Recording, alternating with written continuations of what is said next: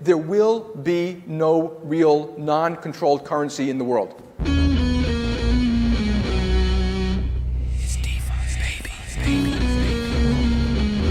We're coming for you, banks. Bitcoin is punk rock. Deal with it. You split, we bankrupt you.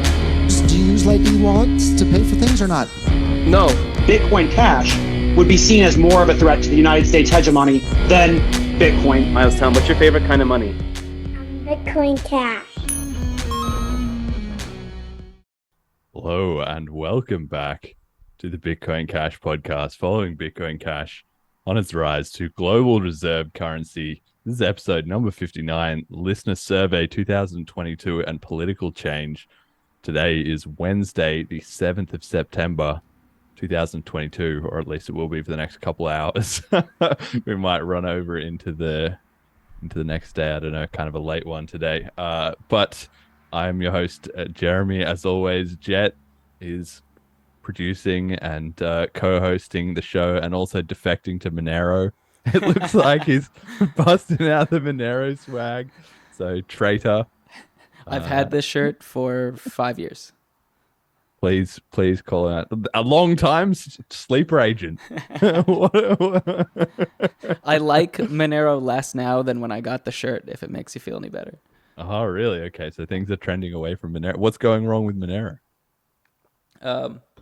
Mostly just, I think it has a very time and place kind of use case, but I see a lot of problems as far as like everyday cash.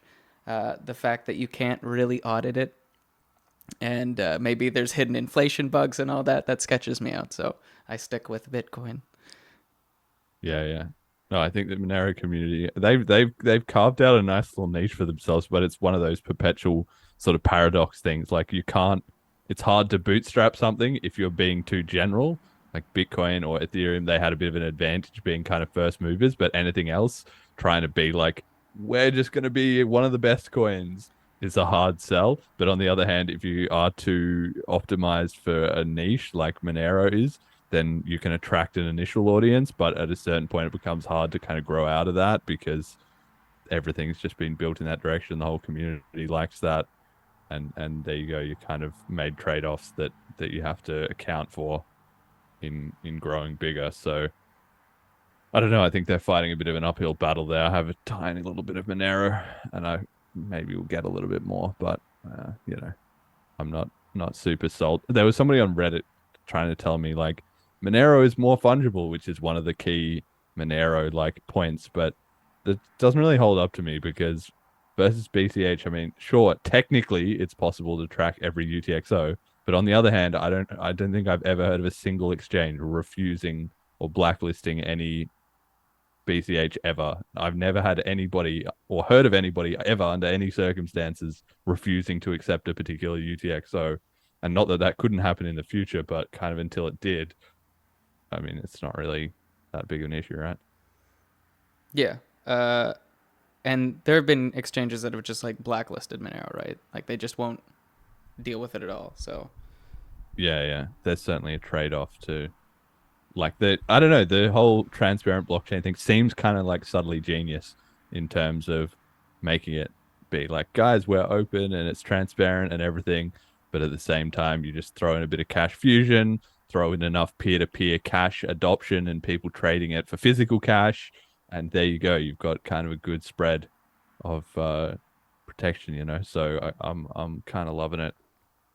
As far as that goes with Bitcoin Cash, I don't know that Monero's got any hefty, long-lasting advantage there. But whatever. I mean, the people who are into that community, sure, and they're definitely more closely aligned to the BCH vision than a lot of other cryptos. So yeah, got to give them props for that. I would think of it like I would happily accept Monero, but I think like I would almost certainly immediately move it to Bitcoin Cash just because it's easier. Like I know more people that accept Bitcoin Cash, and it's just an easier coin for me to deal with than Monero. So yeah. I guess, I mean, nothing wrong with having a bit of each. Anyway, speaking of, let's check out the prices then. So we've got crypto had kind of a bit of a bad week, but not really. $115.42 for BCH, but it was up just before we started the show, so it was literally just about $117. Hasn't moved since the last show we did. And one BTC buys 163.9 BCH, so we're up against BTC and down against Ethereum. One ETH buys 13.8 BCH. So all of crypto kind of had a bit of a down week, but Bitcoin BTC particularly. So the field was catching up, and it's looking actually very weak at the moment. It was like 38 or under 38% market dominance, which I checked. The all-time low for BTC market dominance is about 32.5%, something like that, just under a third of the whole market. So it's already close to those lows. And if you take a maximalist perspective, you would say, oh, well, that just means the worst of the bear market isn't in, and all the other coins are going to get crushed as everyone flees back into Bitcoin. But I just think that's just not happening. It just didn't happen this cycle. It's not going to happen in another cycle. I can't. Things have moved on, I picked a good day to wear the Monero shirt. Look at this. It's the only green one on here. Yeah, exactly. Disclaimer, though, I literally haven't had Monero in like multiple years at this point, so Fair just like weather the logo. fan, just getting in there. Oh, well. Trend chaser, mate. What is this? No, that's bull. Here for the What is clout. this bullshit? Yeah, exactly. All right, stat of the week. So we're not doing transactions and sending USD every week. Now we're doing a new stat, and this week I've gone for a trading stat. I'm usually very sus of these, but this is a special one. We got the BCH to BTC ratio, which is creeping over 0.006. As we just saw, we're up against BTC. And the chart here is from Luke Pryor, who's been on the show before, talks a lot in the Telegram, great guy. And he has been posting up this chart of the BCH to BTC ratio that obviously it fell under 0.005, fell under 200 to 1, and then it has made, for I think the first time, like a long-lasting significant recovery. And he's been doing the charts with the analysis of where's the support and where's the breakout lines and everything like that. And I'm usually pretty sus, but he has proven his model actually in this case. I've been watching him post this chart week after week, the same chart, and he hasn't been moving his lines and just fitting the trend. Like he draws the support and he's like, it's got to stick above this, and then it does, and then he's drawn another little line like this is where it's got to top out, and it has, right? So I think this has actually got some credibility behind it. So I asked him what's the story with this, and he said, look, this is where we've broken out of the potentially the first time the 1 week BCH to BTC trend has properly reversed, and we've hit that bottom of 200 to 1, and then it came back up to whatever it was, under 150 to 1, and now it's still again sneaking up closer to those levels, and it didn't just get crushed out of it. And the longer we trend sideways, the more it seems like the two have finally sort of disconnected in that way. And it certainly seems to me that with all the positive news in BCH, and just with the fact that it's now, we're now more than 5 years, we're in the sort of second half of the decade since the split, and we've looked at those stats before. Everybody has sold all their coins basically, so it's now BCH is now trading on its own destiny. And I feel like even the smart BCH, that kind of is a bit off the menu now. So I can see the potential for a run back. Is that the worst it was ever going to be? 200 to 1? Is that? What do you think? I mean, probably. I was surprised it even got there, to be completely honest. Like, I think that I feel like I'm a broken record at this point, but it speaks to how fucked up the market and industry is overall. But hey, if that's the bottom,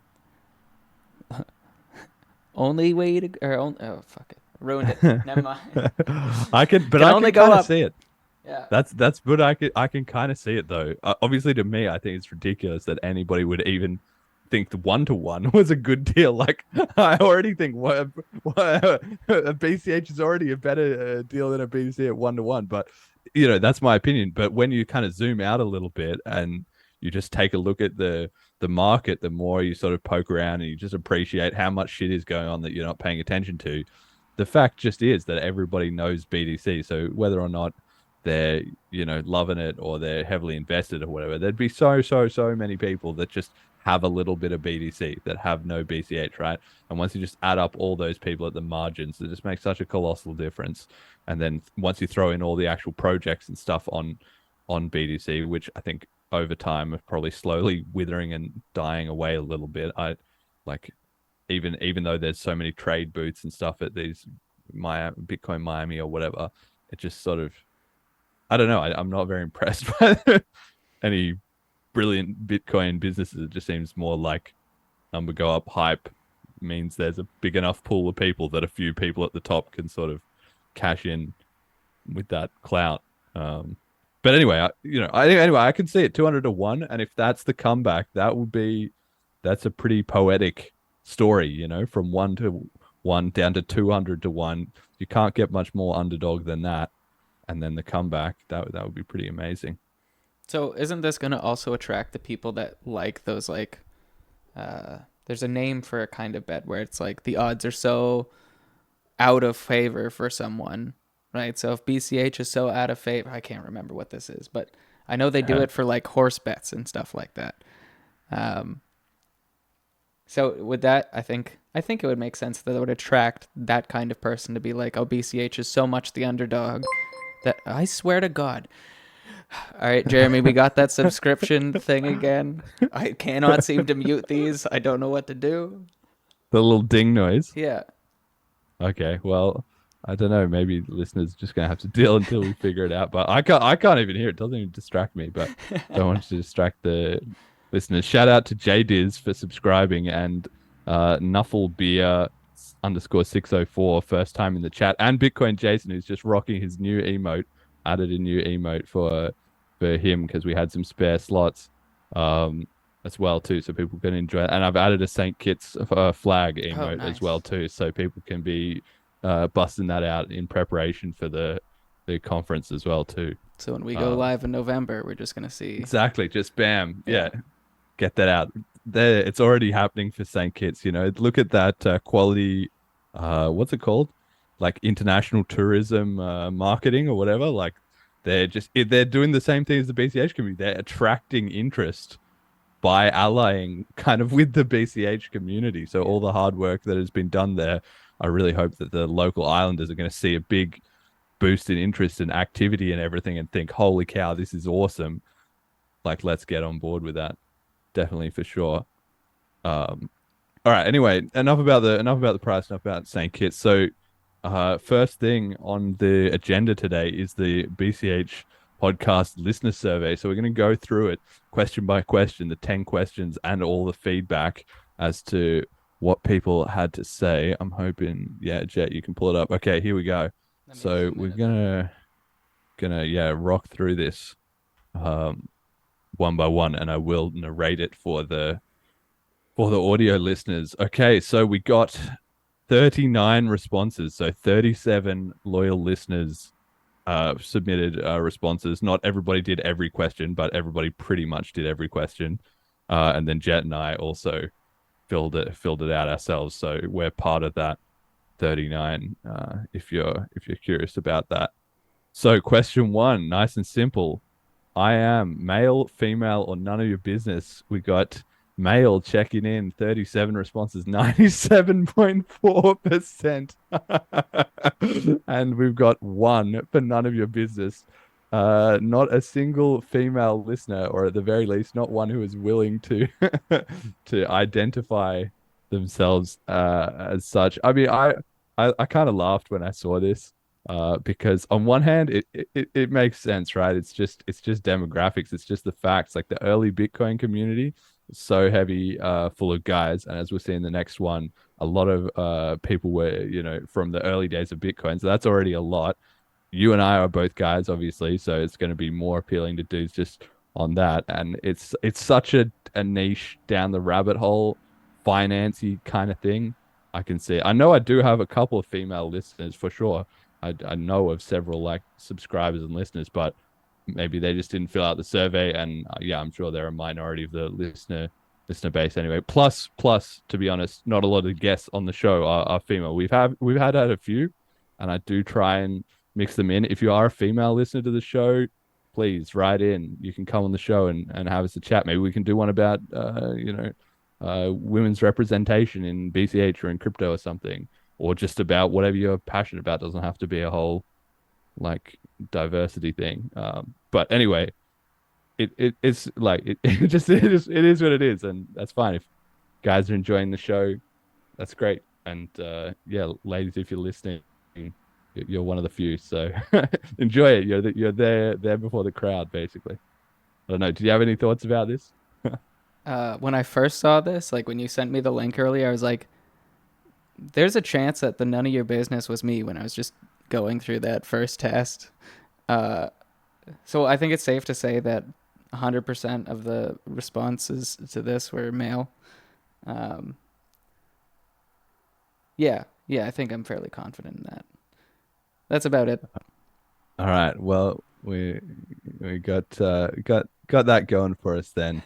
all the lads in the podcast. So next question, where we have nailed it on the demographic spread, was the age question. I'm in my preteens, teens, 20s, 30s, 40s, 50s, 60s, 70s, 80s, 90s, and none of your business. So the answers were 1 for none of your business. Then we had 18.4%, 7 answered in their 20s. 30s got 47.4%, 18 responses. 40s got 8 responses, 21.1%. And then for each of 50s, 60s, 70s, and 90s got 1 response each, 2.6%. So essentially 80% or more of the listeners are between the age of 20 and 50, which kind of makes sense, right? That's the largest segment of the population anyway. But a lot in the, like, nearly half in their 30s. This is kind of, again, it doesn't really surprise me. I would kind of thought maybe we'd get a few more of the like younger crowd, like no teenagers at all. So if you are 20 years old and you filled out this survey, or you're 20 and you're listening, you might be one of the youngest listeners to the show. But it seems to me like maybe BCH is just not like a Dogecoin that's attracting loads of random speculators or whatever. It's kind of more people who are deep in the industry, who have a longer time frame, who've done the research. I don't know. That's kind of what it indicates to me. What do you think? I also think like we did this in the summer when teenagers would not be at their computers. True. They're out having fun. Yeah. All the boring 30-year-olds stuck at home with us. The time of Yeah. year, I think, would actually have a big play in this. I think if we asked this over like, I don't know, like someone's exam week or something, that might be When a everyone different was response. procrastinating. Yeah.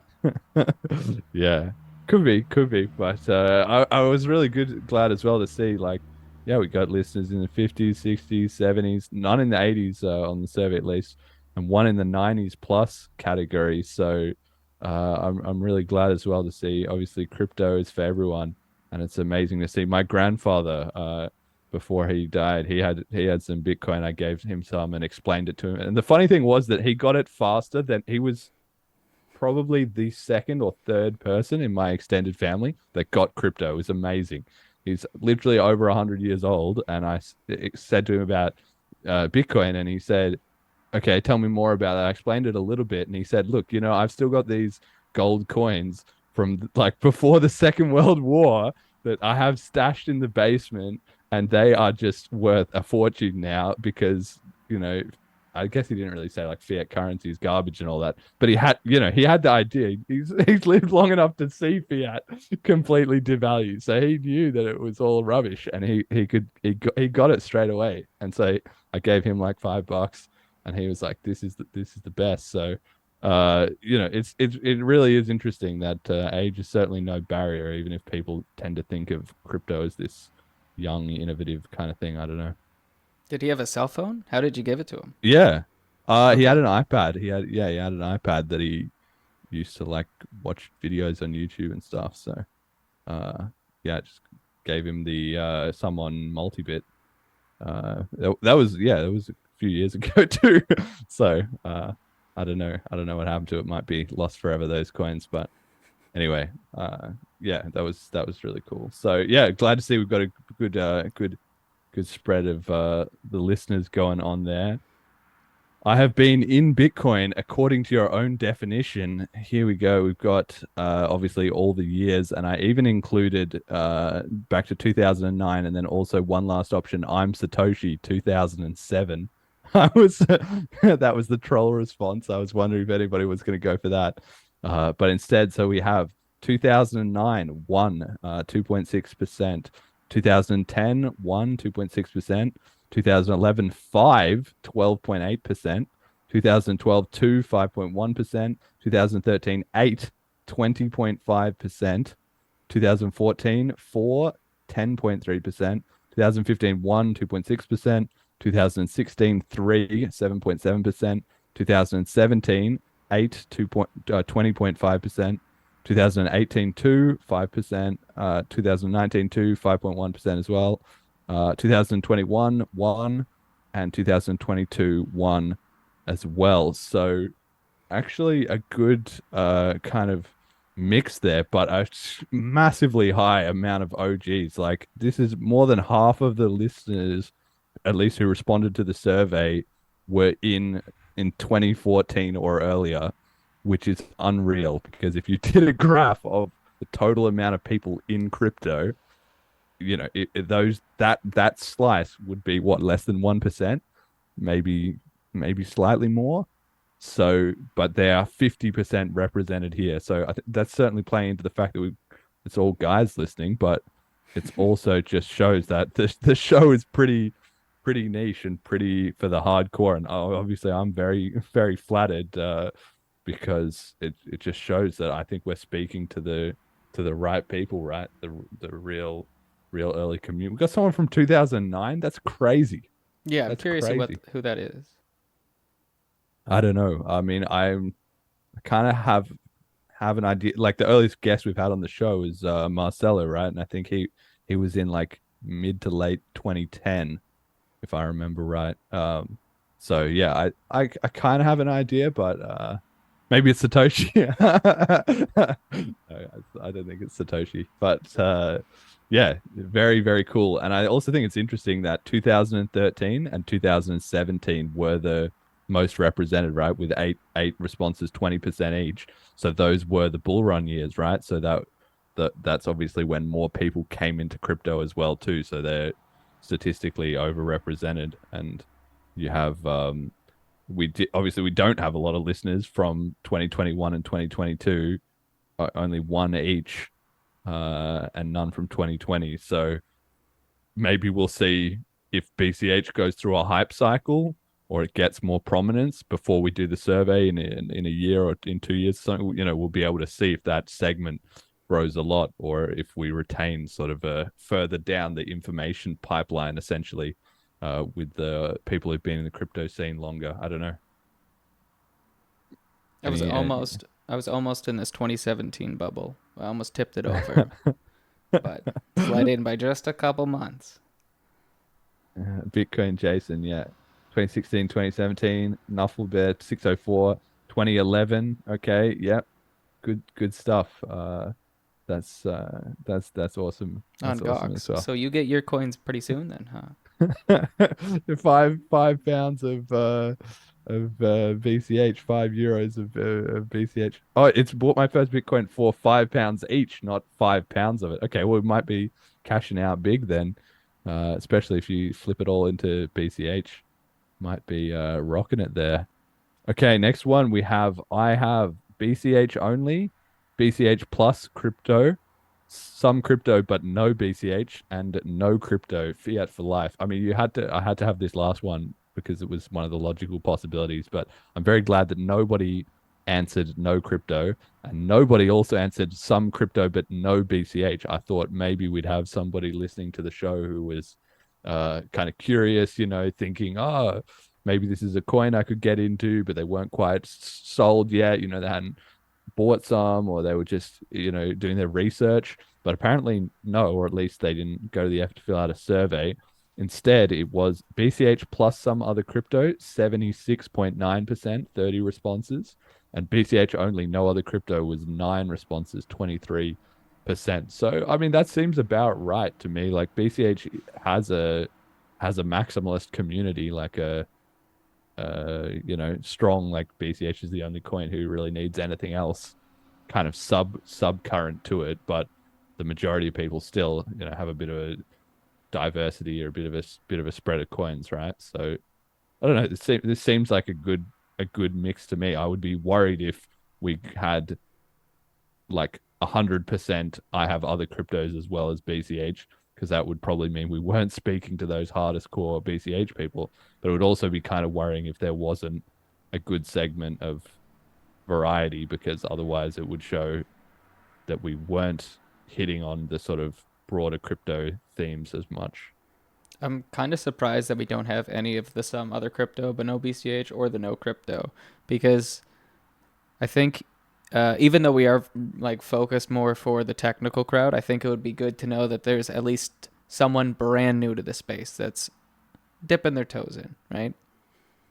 But yeah, the likelihood. Well, there might have been, but I feel like they might have been too intimidated. Yeah. To answer the survey, right? On the same page. Yeah, okay. So, I mean, yeah, similar thing. I mean, we have had shows with people who are like brand new to crypto or whatever, but who knows whether they do that, or they then follow up and they then stick with it, or maybe they just come back to it in a little while. It does make sense that I'm sure these results are skewed by the most invested listeners to the show as well too. So yeah, I'm sure it's not accurate to the full demographics, but it's kind of we've got a sort of hardcore niche going, and now we've got the most hardcore of the hardcore answering this survey. So that's certainly playing into it. But on the other hand, yeah, I was also surprised that we got no answers in either of those two categories. But I'm kind of glad that nobody said no crypto fiat for life. If you listen to this show, please just like buy like 2 pounds of BCH and just send it to yourself and play around with it, because having literally zero crypto, it's like just I don't know what you're waiting for. Basically, it's not going to bite. I promise. Okay, so then we have, besides BCH, I have a bag of and then I gave a bunch of crypto options. So BTC, 11 responses, 30.6%, and people could answer multiple. So this is not their favorite or their biggest bag. It was just whichever ones you're involved in, you can tick off, right? So BTC, 11, 30%. Ethereum was the most selected answer with 21 responses, 58.3%. Cardano, 5 responses, 13.9%. Solana, 0%. Nobody likes Solana. Litecoin, 2 responses, 5.6%. Dogecoin, 3 responses, 8.3%. AVAX, 3 responses, 8.3%. Bitcoin SV, 5 responses, 13.9%. XEC, eCash, 3 responses, 8.3%. Monero, XMR, good choice for this show. 14 responses, 38.9%. So this was the third highest after ETH and then something else, which got 15 responses, 41.7%. 7%. USDT Tether, 0%. USDC, 5 responses, 13.9%. Binance Coin BNB, 0%. BCH only, who cares about that trash, 5 responses, 13.9%. And I'm a no coin and got 0% again. So this is kind of an interesting insight.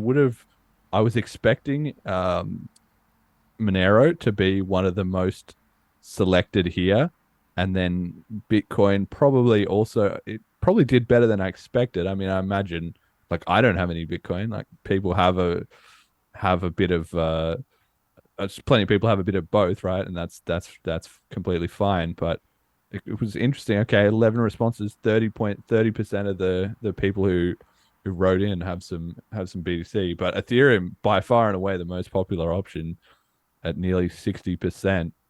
That's crazy. Why do you think that is? Because they can't move it. Because the fees are too damn high. Can't sell it. Okay. Forced hodling. That's definitely one option.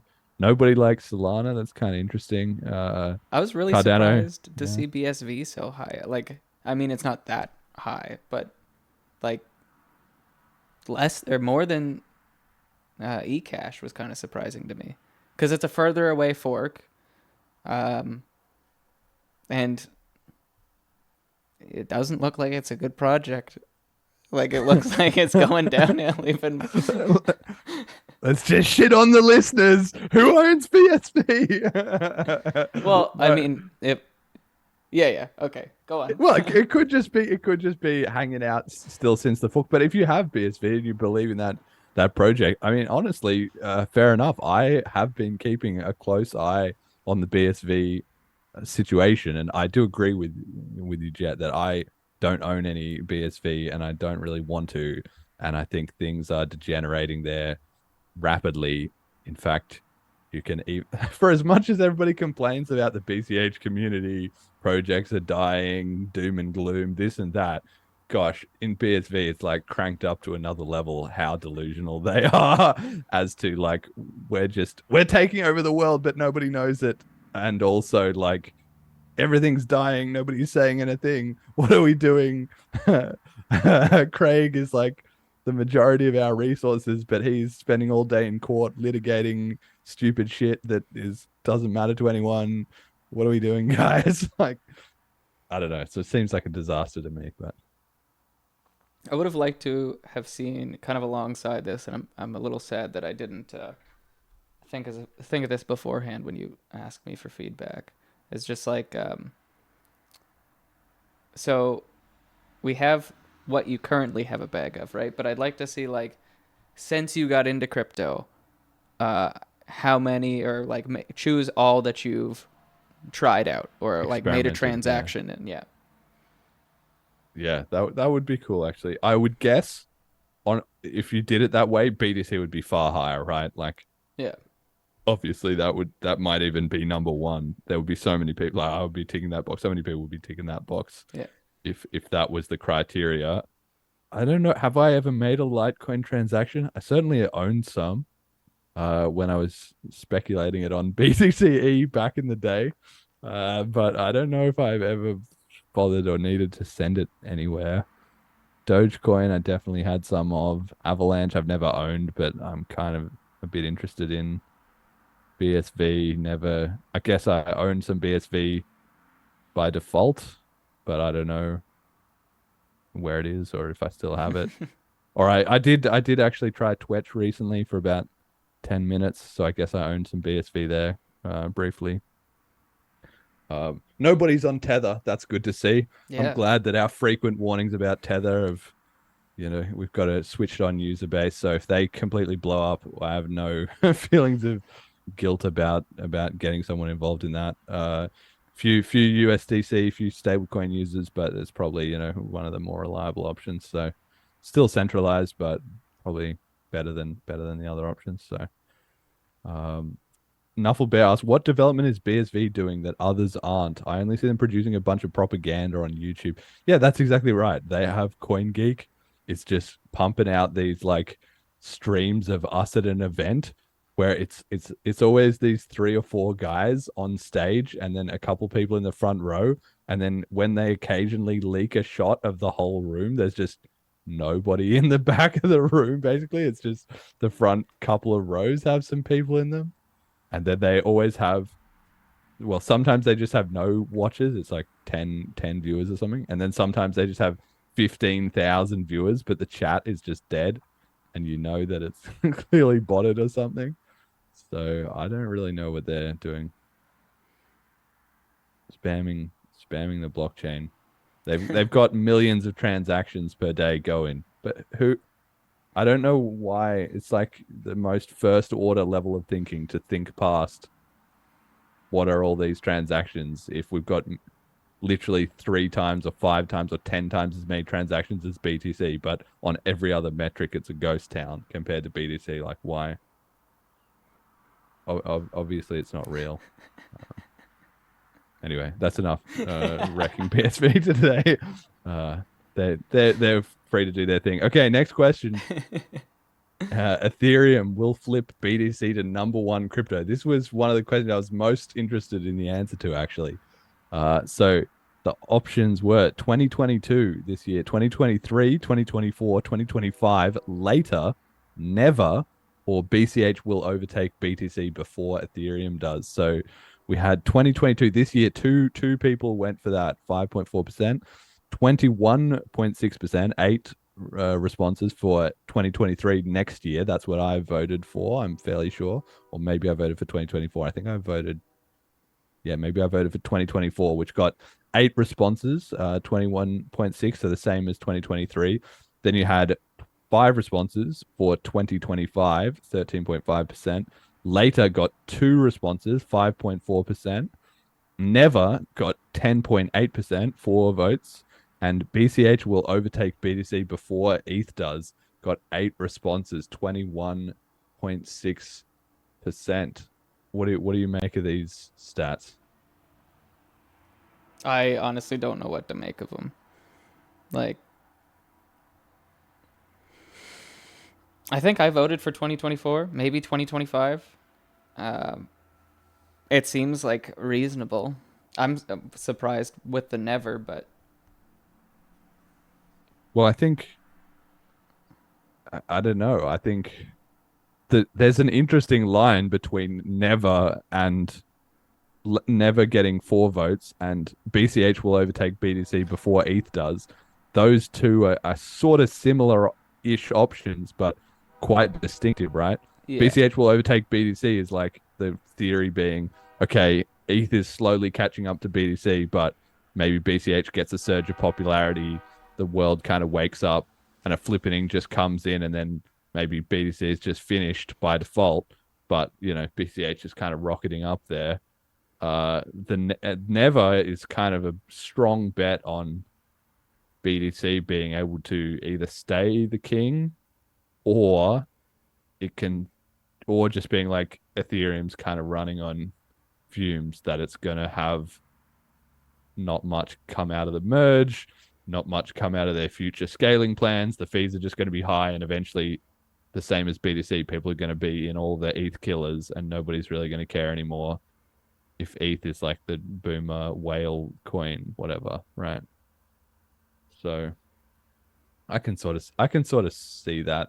I definitely wouldn't have voted for never. I think never is a long time. Like, there's two votes for later. So let's see, a little more than 50% voted essentially for the range from 2023 to 2025, which to me makes the most sense. Yeah. That it won't be this year, but in the next 2 or 3 years, BTC's prospects look basically finished, and ETH, while it's not perfect, it's at least grinding forward. So, given a little bit more narrative collapse, they're going to get over the line, and the whole crypto ecosystem is going to have to adjust to the idea of having a new leader. I can see that. So it's interesting that most of the listeners think that, but I think it's overrepresented that BCH will overtake BTC before ETH does. I'm surprised that the listeners have that much faith that BCH is going to be crushing it soon, very soon, basically. But I don't know. Maybe if you're more skeptical about the merge, you can just say it's not going to fix their fees. They really don't have anything left in the tank, so I can see that too. Yeah, I'm curious. When is the merge supposed to happen? Like next week. Okay. Or in about 8 or 9 days. Yeah. That'll be exciting. Yeah. Well, maybe we'll have to do a live episode or something. Watch it live, go down and it's a pretty significant moment in crypto history. So yeah, maybe we'll see if we can do a live stream when it's on. That would be pretty cool, I think.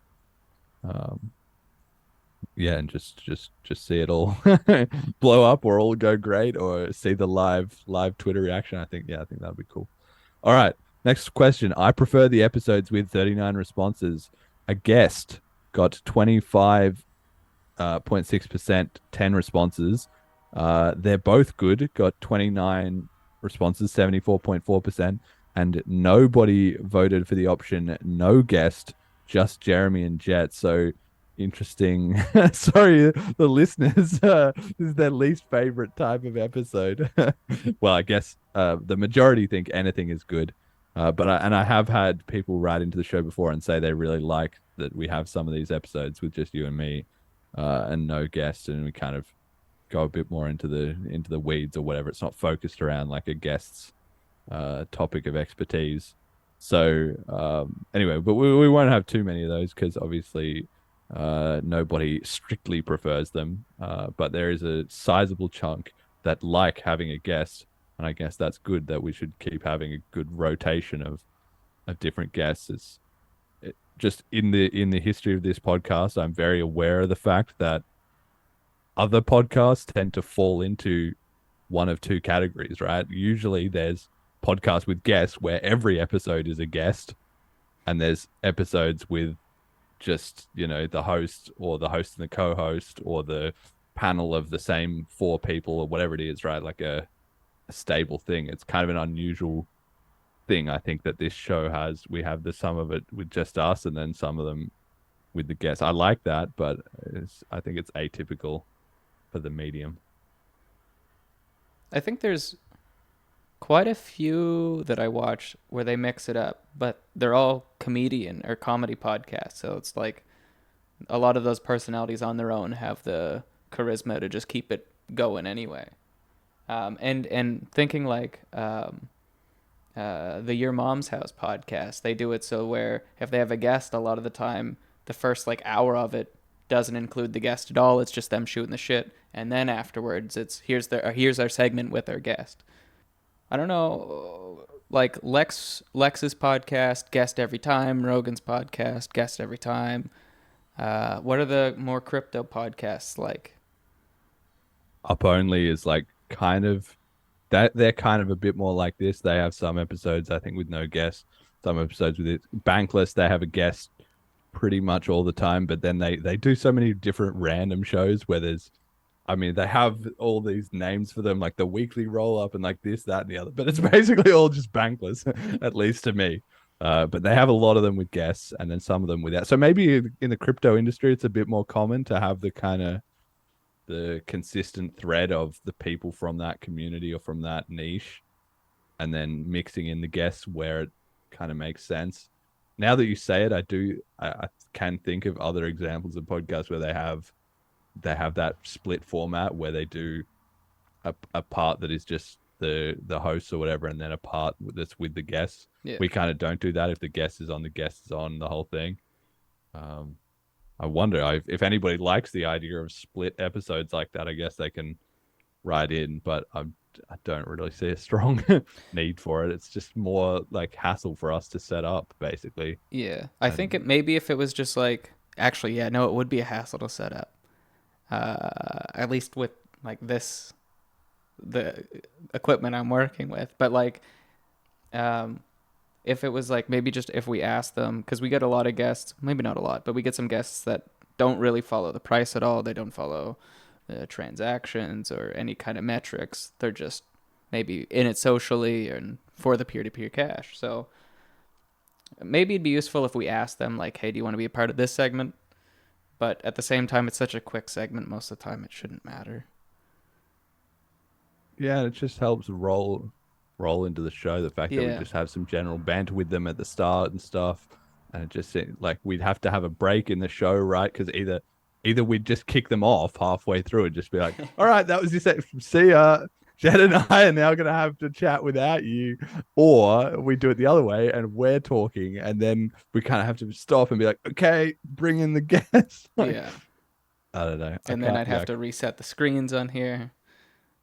Yeah, I don't know. Sounds like a disaster. So I don't think we're gonna do that. Next question: of the regular segments, I like the inclusion of, again, multiple choice. Potentially, they could pick price, blockchain analytics, meme of the week, community comment of the week, message to the community, and cut them all. Let anarchy reign. So the last one only got 2 votes, 5.1%. As for the other segments, Price 61.5%, 24 responses. Blockchain analytics 25 responses, 64.1%. Meme of the week 24 responses, 61.5%. Community comment of the week got 79.5%, 31 responses, and message to the community also got 79.5%, 31 responses. So community comment and message to the community getting mad reps. People are loving that. So that's definitely gonna stay in the show. Meme of the week, blockchain analytics, and price all kind of like favored. People like taking them out is probably a net negative because actually quite a lot of people, 2/3 of people roughly, are like, yep, I'm glad to have that in there. But not, there's obviously a few people that are kind of like, oh shit, this segment again. let me timestamp, skip past this bad boy. I don't know. We can't make everyone happy. So if any of them had got a terrible rating, like 30% or 40%, I would certainly be considering cutting them from the show. But I think maybe we can just innovate a bit on these less popular ones, like the blockchain analytics now being the sort of stat of the week. I think that might help boost it up a bit more in relevance. All right, moving on then. Yep. Last question. BCH will be the global reserve currency. This was probably my first or second most interesting one as well, too, to see what the responses were. I had no idea. So we've got the answers were yes, unsure, and no. So yes came in the winner with 20 votes, 51.3%. Unsure, 17 responses, 43.6%. And no came in with 5.1%. So I was personally actually very glad to see this. To me, this is very, very strong response because it shows that, yeah, we're hitting a niche and people genuinely believe. Like, I voted for yes, and I think that, 20%, 50% of the listeners are like, yeah, we're doing it. No question. No questions asked. We're in.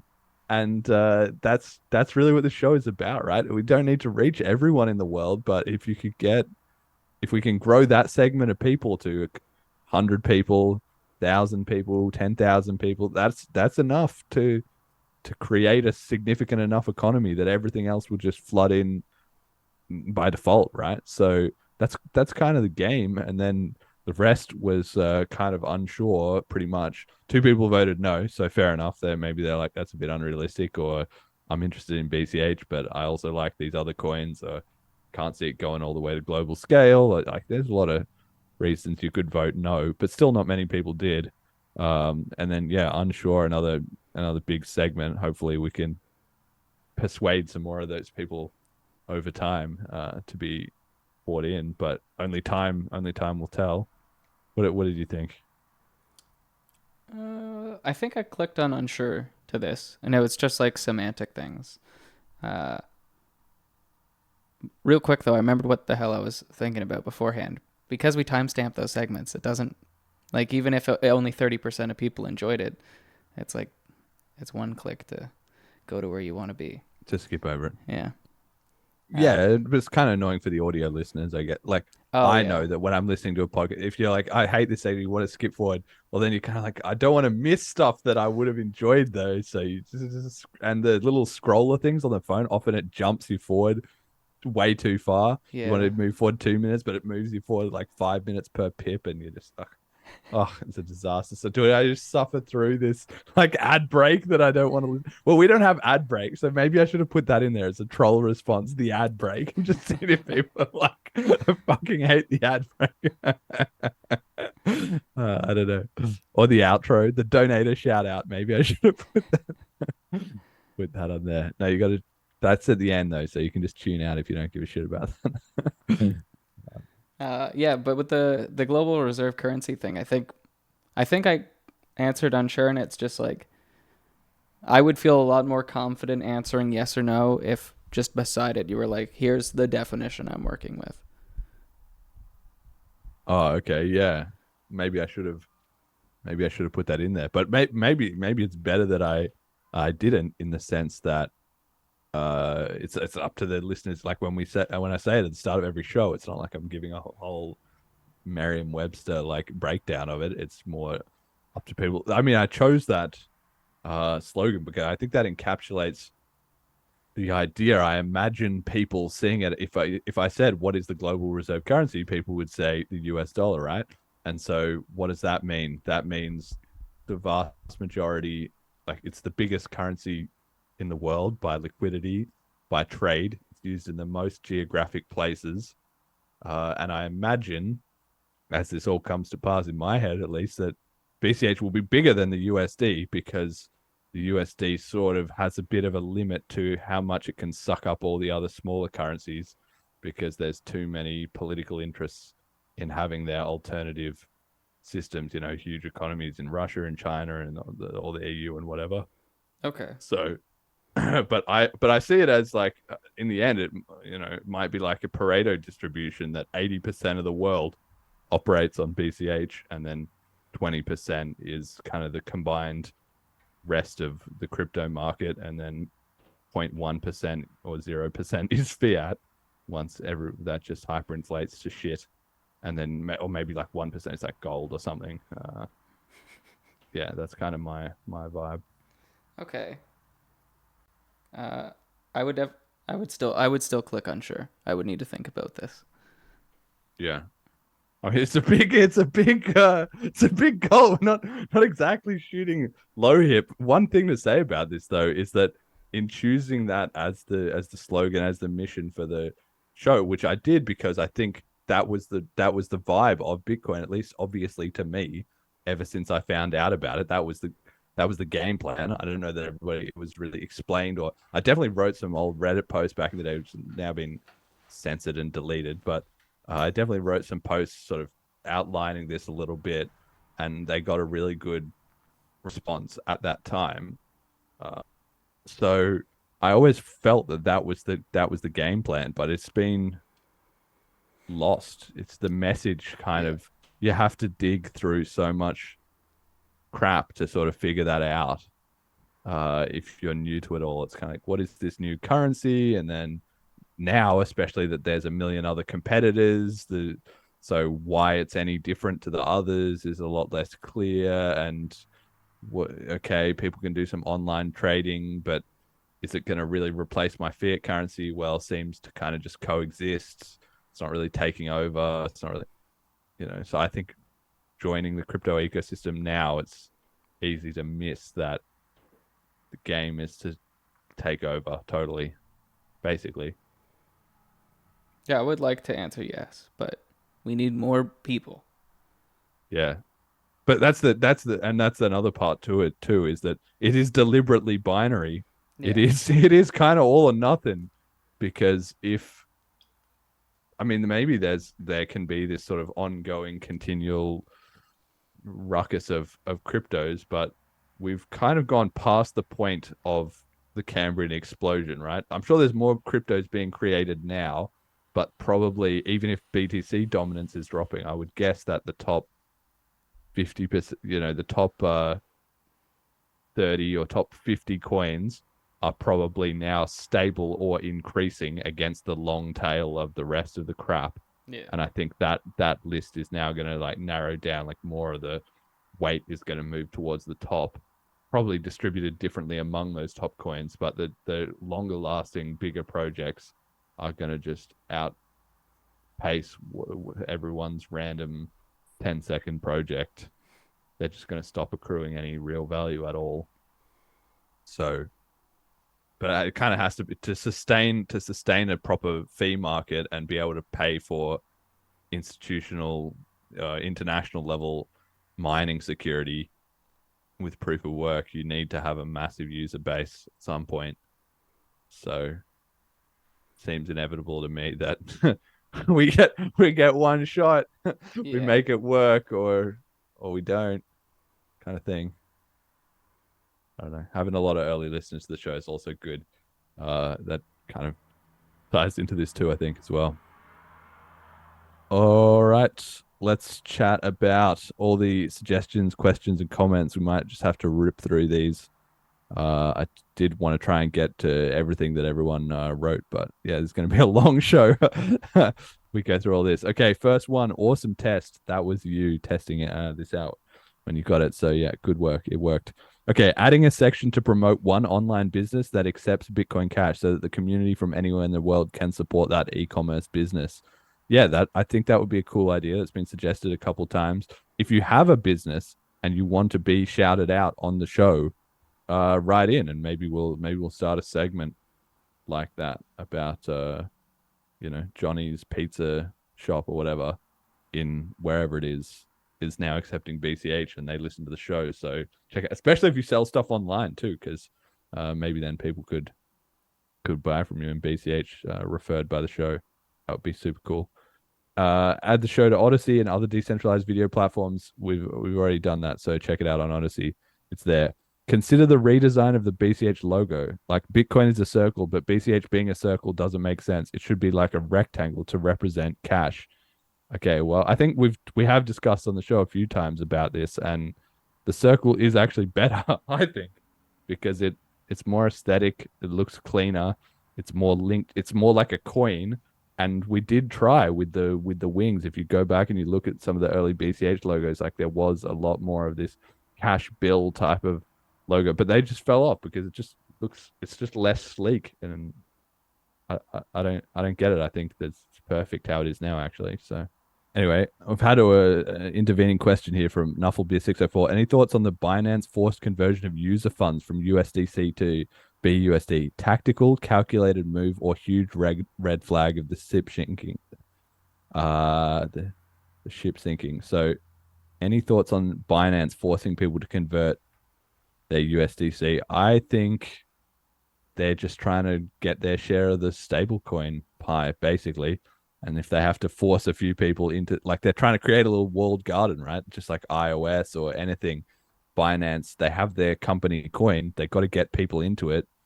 This is a bit of a dick move, really, forcing people off it. But on the other hand, if they can put it under their control, then at least if it blows up, it's under their watch, right? If USDC blows up and tons of the people using their service get burnt by USDC, they're going to get the lash back from that. Whereas if their own thing blows up, of course they're going to get the lash back because it's already their thing. So I think they're just sort of removing their risk. It does seem weird that because can't people just sell their BNB or BUSD back into USDC afterwards themselves if they want? So it doesn't seem like it stops anything, really. Any thoughts on that? No. Not your keys, not your coins. If it's on an exchange, they can do whatever they want with it. Yeah, exactly. So, including force liquidating you into a different stablecoin. Tough shit on that. Okay. So anyway, we talked about the logo. That's already been discussed on the show as well too. Please don't use Google for your next survey. Okay. I mean, the reason I did was because it was convenient. It worked. They have a beautiful little builder. It all went great. I would consider this, but you didn't give me an alternative. What should I use instead? If you'd said use this other thing instead and a reason why, I would be more likely to consider it. But yeah, hard to know where to go with that one. Okay, consider reaching out to the community for an interpreter to translate the BCH LATAM guests. I think the work they're doing is important and they have more to say, but are restricted due to the language barrier. Allowing them to speak freely in their native tongue and interpreted to English may allow for a better dialogue.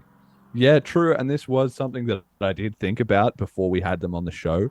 I thought the better I had talked to them a little bit, so I was confident their English would hold up well enough, and I was able to speak with them in Spanish as well a little bit, like I did on the show too. So I thought that was kind of enough. I think an interpreter would add a lot of friction. I think people think that makes it easier, but actually it would have made things harder, I expect, because then everything you say, the interpreter has to say, and then translate it back, and so then that means we're now taking we would only get through half as much or less actual discussion, like to start with, in the amount of available time. And the edited version might be okay, but the live version would be super painful probably, and I don't think, and then people would be hearing the interpreter's voice and not the just the genuine voice and inflection of the original speakers as well too.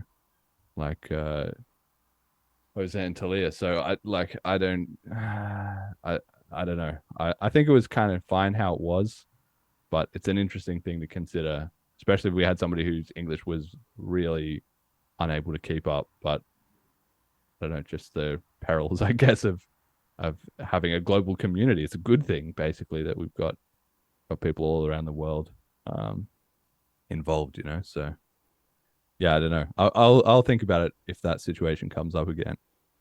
Love it. Keep up the good work. Thank you for doing it. Yep. Thank you very much. Glad you're enjoying it. Great stuff. Maybe more interviews from with the community. Could be Loyals from St. Kitts, Satoshi's Angels. Yeah, absolutely. I mean, we've had Cheap Lightning on. He's a Satoshi's Angel. He's the number one most common guest on the show, but certainly some of the other people from Satoshi's Angels do great work, and I'll see about maybe interviewing some of them at some point.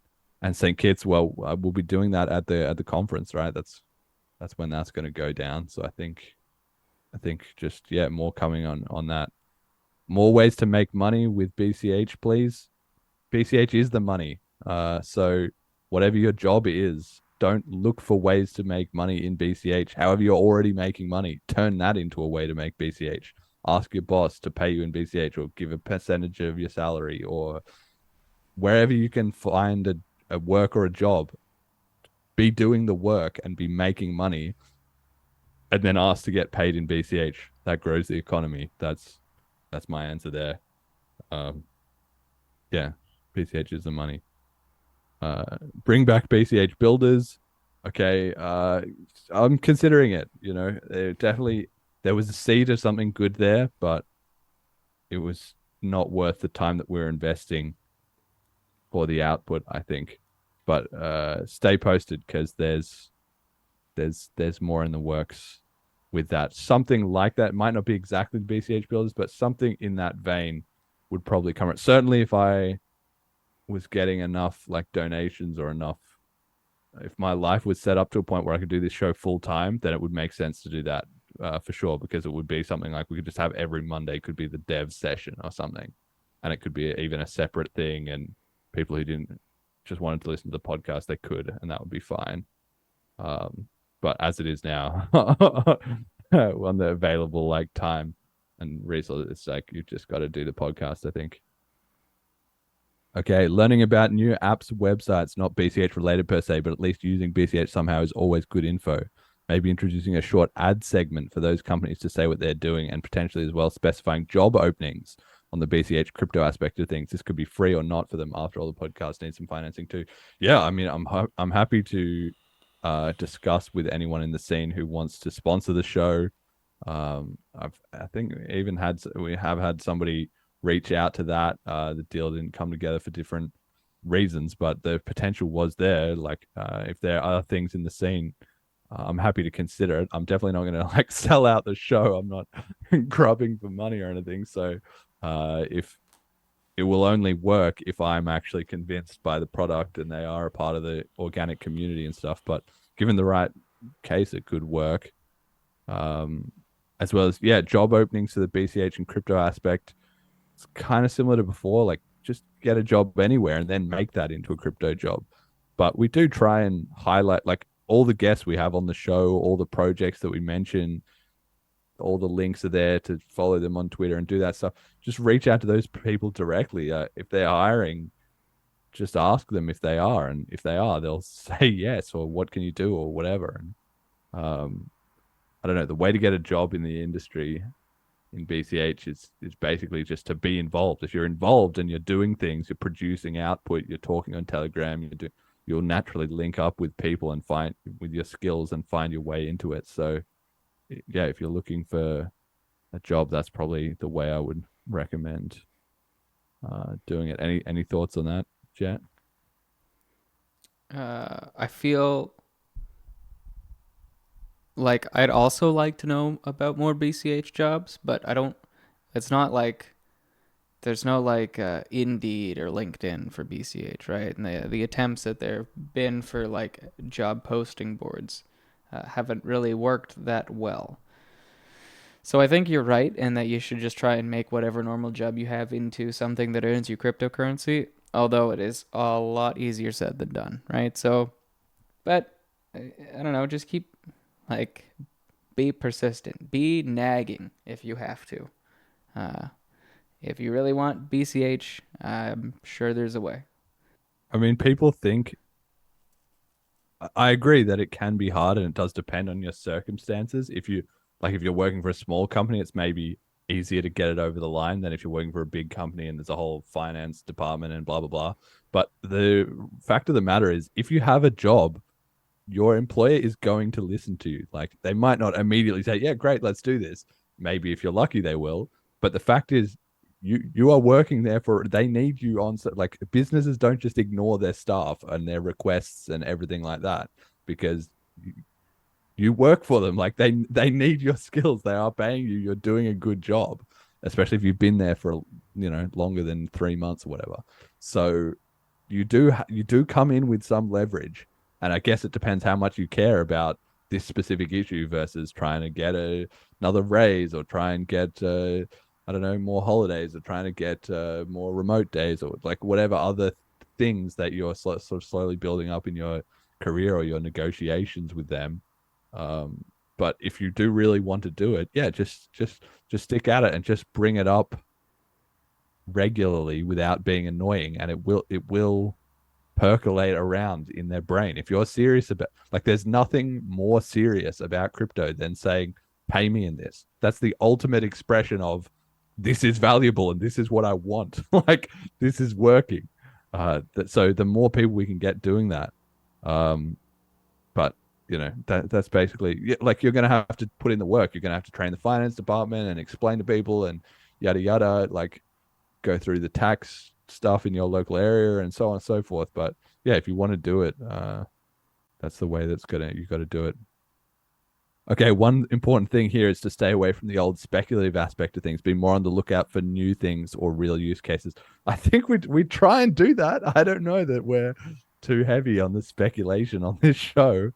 But I mean, we do have the price segment. It is a part of the scene. But I think any new things or real use cases, I think we're on it as fast as we can be. But maybe not. Maybe that's why we're getting feedback about it. Thoughts on that? Well, the only thing that I could think of that might be relevant here is Smart BCH, but look how that turned out. Yeah. And we did give it pretty good coverage while it was rocketing along as well, too. So yeah, I think we did give it a little more time at the very beginning, though. We weren't, like, people were asking for a Smart BCH episode, and we were like, we'll get to it. Yeah, and we did a couple of them that were focused on it and stuff, and then it was kind of covered where relevant. Yeah, I guess there was a lot of token speculation. Anyway, and so from that same comment, the second half is, in addition, it is important that you do not to say to those companies it has to be BCH, but if it's not BCH, the community not respond well, hence giving them an incentive to open up to BCH.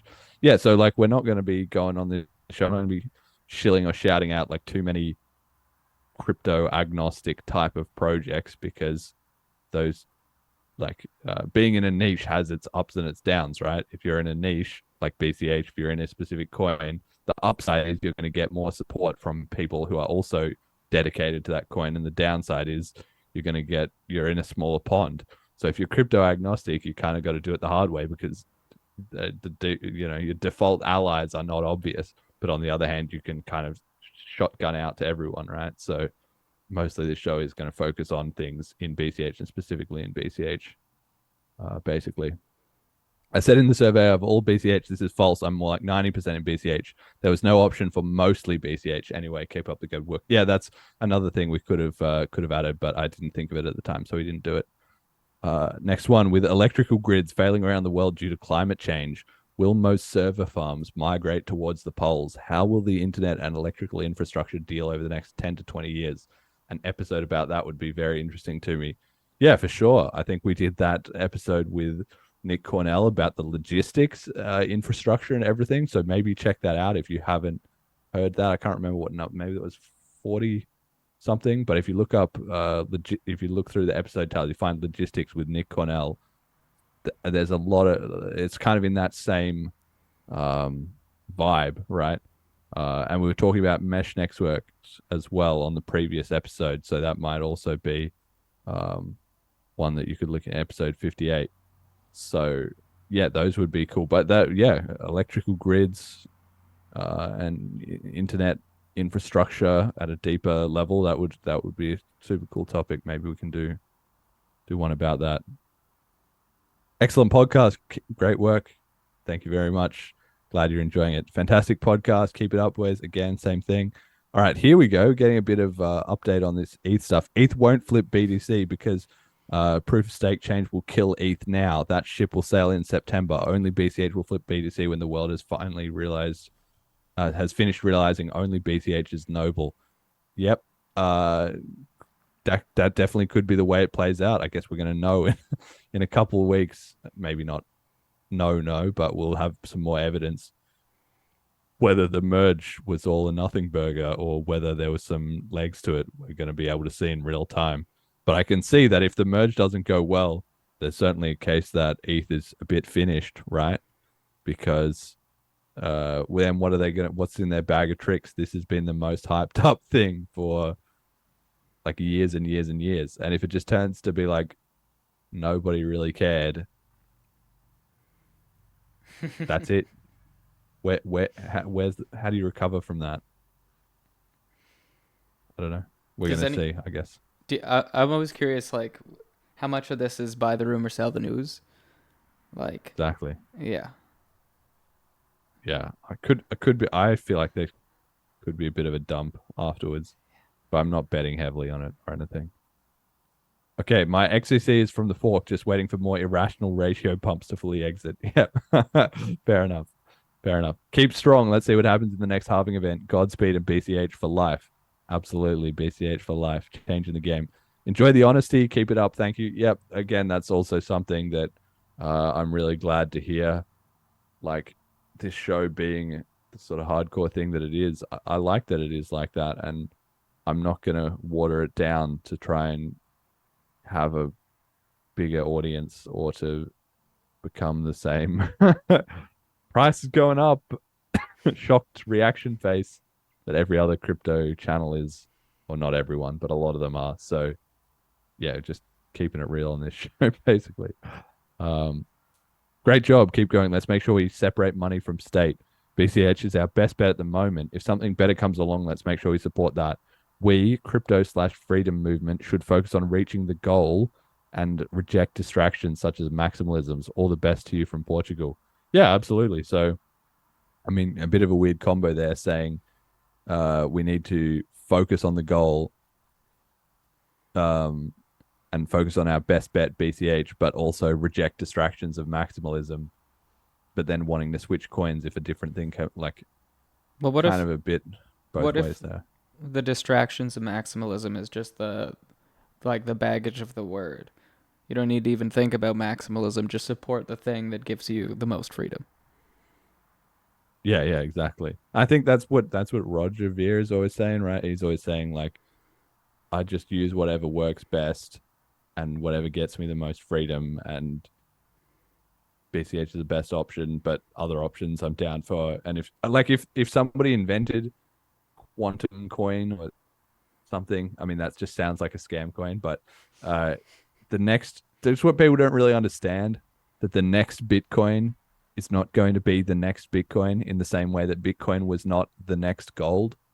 It's going to be in a new category and nobody's going to see it coming. That's the whole point of it being a new revolutionary, like, paradigm shifting thing. So if there was something that was genuinely in the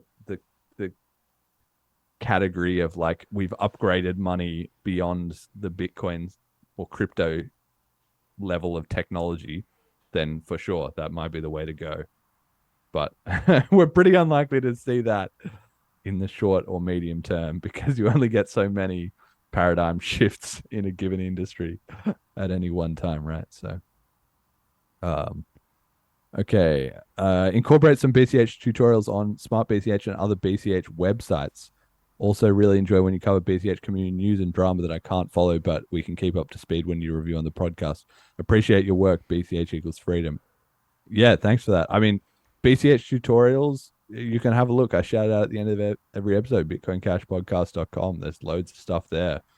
Check that out. There's FAQs, there's links to other stuff, there's the recommended channels, there's like Telegram groups, there's the code section that explains all about building stuff.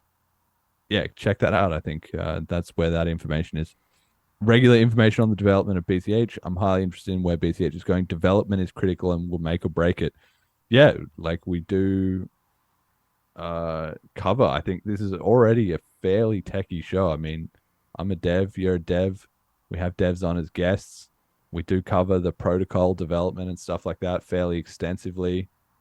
I don't think we're really if anything, I would probably tone down the amount of technical aspects that we have to it. But it just comes back to that same thing. It's a fairly, to the point show for people who are most bought in, and undeniably crypto involves a lot of tech. I think it's quite interesting that shows like Bankless, like those guys have no idea. They just, sure, they have some devs on once in a while to say, oh yeah, don't worry guys, the merge is sick. But it's like they're not opening up the code. They're not tweaking the parameters themselves or anything. They're just taking it on faith and adding hype. I don't know whether in the long run that's going to start to come around, as people are going to wonder, what are these crypto influencers that can't actually code? Like, what's that about? I don't know if that's going to play into it or not, but I don't know how much. I think there'll be an expectation that you'll be able to read code, but maybe not write code. Can you can you learn to read code without writing code? What is that? Who is like that? What? Well, like, I'm just thinking, like, you can learn kind of like the logic and syntax at like maybe like a grade 2 or grade 3 level. And then I think you can kind of like piece things together from there, but maybe some of the more specific methods or like the design style of a language, people might not have a clue about, right? Maybe it's just like learning logic rather than learning to read a program. I mean, I sort of feel like once you get down the rabbit hole, yeah, you're going to be down the rabbit hole. Like, there's certainly people, and I work with some actually, and who are they're not developers, but they're pretty close. Like, they would be, they're strongly technical is basically the word, and they work with us, the devs, all the time, and maybe they can kind of read a bit of the code, and they know like quite a lot of what's sort of going on. Maybe you're right. Maybe it will be like that. Like, people who are product managers in tech companies often have a pretty good kind of sense of what's going on, even if they don't know the exact like details of it all. They're a lot closer than just your average punter type of vibe. So maybe that's the way it's going to trend. I don't know, but I do expect that over time, the technical element is going to weigh into it heavier. Yeah, I think it's going to be harder and harder to be a known. Like, crypto has always had a lot of strong voices from the devs, but I think as time goes on, just if you are not enough of a dev, you're just going to have a harder and harder time getting involved in especially any of the network, like governance, stuff like that. You're just not going to have all that much of an opinion if you don't have some dev skills or the ability to at least interact with devs a lot, basically, to be more in that product manager role, because otherwise just that's where the metal meets the road, basically. So okay, I'd love to have Gavin, Roger, and other very early OGs interviewed. Well, I mean, we have interviewed a lot of OGs on this show. Maybe not Gavin and Roger, but there's loads of episodes with crypto OGs. Marcelo Flash, a great one to go and check out. That was episode 17. Had like Cheap Lightning on a bunch of times. George Donnelly, Mark DeMeasel, some of them 2012. Josh Ellerthorpe, episode 50. That was one of the most popular episodes.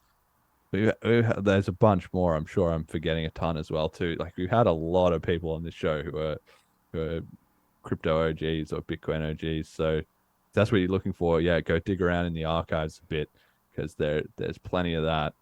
As for these like ones specifically mentioned, Gavin, he would be one of the people I would most like to have on the show. I don't want to go, ask him or anything unless the show's kicking off and it doesn't seem like clout chasing or whatever. But he seems a bit invested in keeping a low profile at the moment. So I don't know whether he doesn't. He could be on the BCH scene if he wanted to be, but he's conspicuously not. So maybe one day, but I don't know.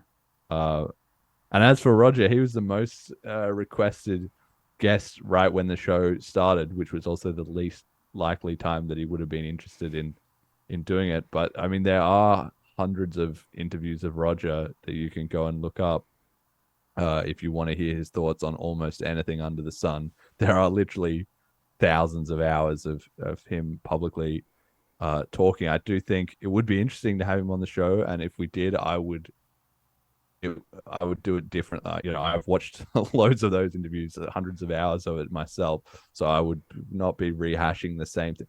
How did you get into Bitcoin? What's the story about Bitcoin Jesus? Tell us how you wound up in prison. Like, what are you doing now? What's St. Kitts? Why Bitcoin? We wouldn't talk about any of that. It would be, that would all be assumed knowledge for the listeners or whatever. But maybe one day, I don't know. Have you purchased anything from Cabela's since fleeing the United States? Because Cabela's was another company that was selling the same, like... Oh, the firecrackers, yeah. But they didn't get any shit. I'm just being an ass. Of course not.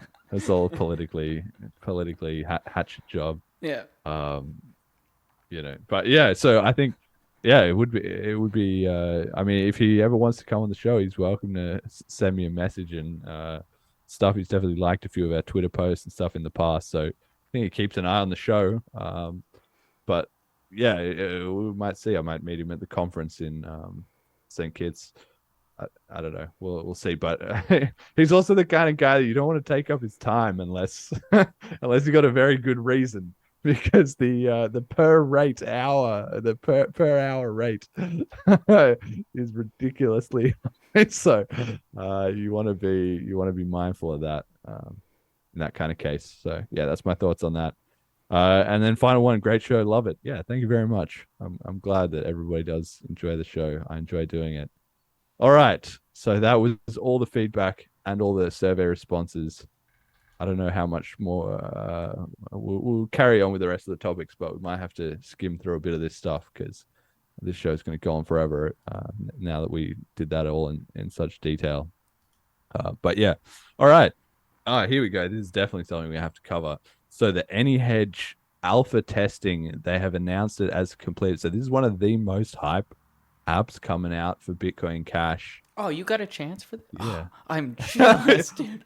I'm gonna give you the rundown of what happened. So AnyHedge, for those who don't know, is this protocol that's been in development by General Protocols, and the idea with a lot of really deep in the scene BCH people, and the idea is that you will be able to essentially lock in any amount of, it's essentially the volatility solution.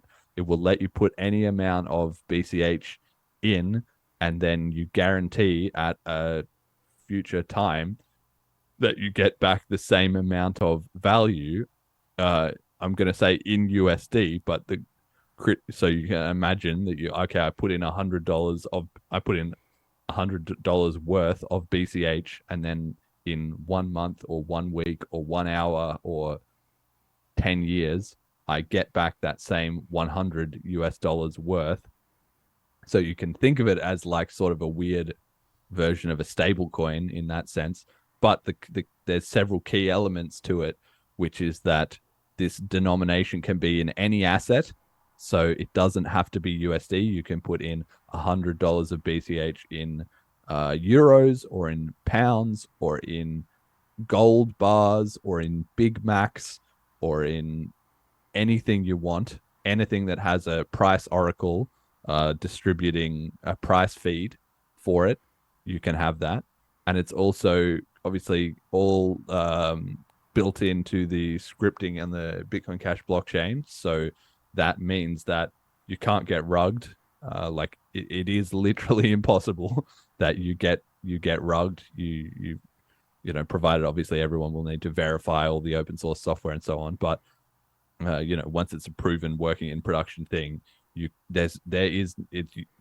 have the oracle, and as long as you're trusting the oracle, which you've tried to give you the price feed, and they don't even need to know you're using them as the price feed, and their incentives are to provide accurate information. But you can even have a consortium of the price feeds if you weren't necessarily trusting, okay, Coinbase, what if they get the prices wrong? Well, then if they have a bug or something, so we'll do best 5 out of 10 of the top 10 exchanges as to the price of Bitcoin Cash or something like that. You can, you know, set it up to any level of complexity that you want, that is then providing a price feed. And so the idea is then that people get matched up with the people who want the coin to be stable versus the people who are essentially on the other side of the trade who want the leverage. So if you're a trader and you want to be trading on leverage, so getting twice as much or 5 times as much or 10 times as much exposure to the price, you know, if it goes up $1, you make $10, but also if it goes down $1, you lose $10. There's obviously a huge market of people gambling on cryptos, and it basically is matching up those people with the people who want their crypto to not fluctuate in value, because if the price goes up, then the person gambling is making more, and the person stable is basically sending them their BCH, and the other way around. If the price is going down, the person gambling is essentially funding the person who wants to keep their amount stable.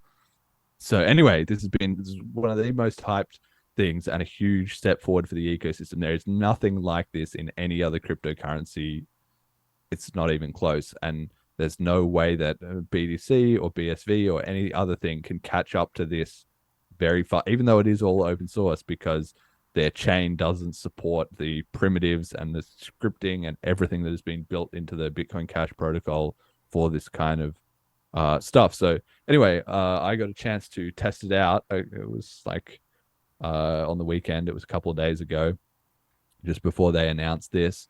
And yeah, try out their sort of alpha internal version. It was about 1 hour on a call with them. They sent me a link and said, here, give this a bit of a go. And I just walked them through as I was clicking around kind of what I thought. So from my point of view, the functionality was like rock solid. I was testing it with one other guy, and he had some like minor bug, but his contract still worked. And I made 2 contracts, one in USD and one in Dogecoin, and they both worked perfectly fine. So it was all rock solid. It's not vaporware.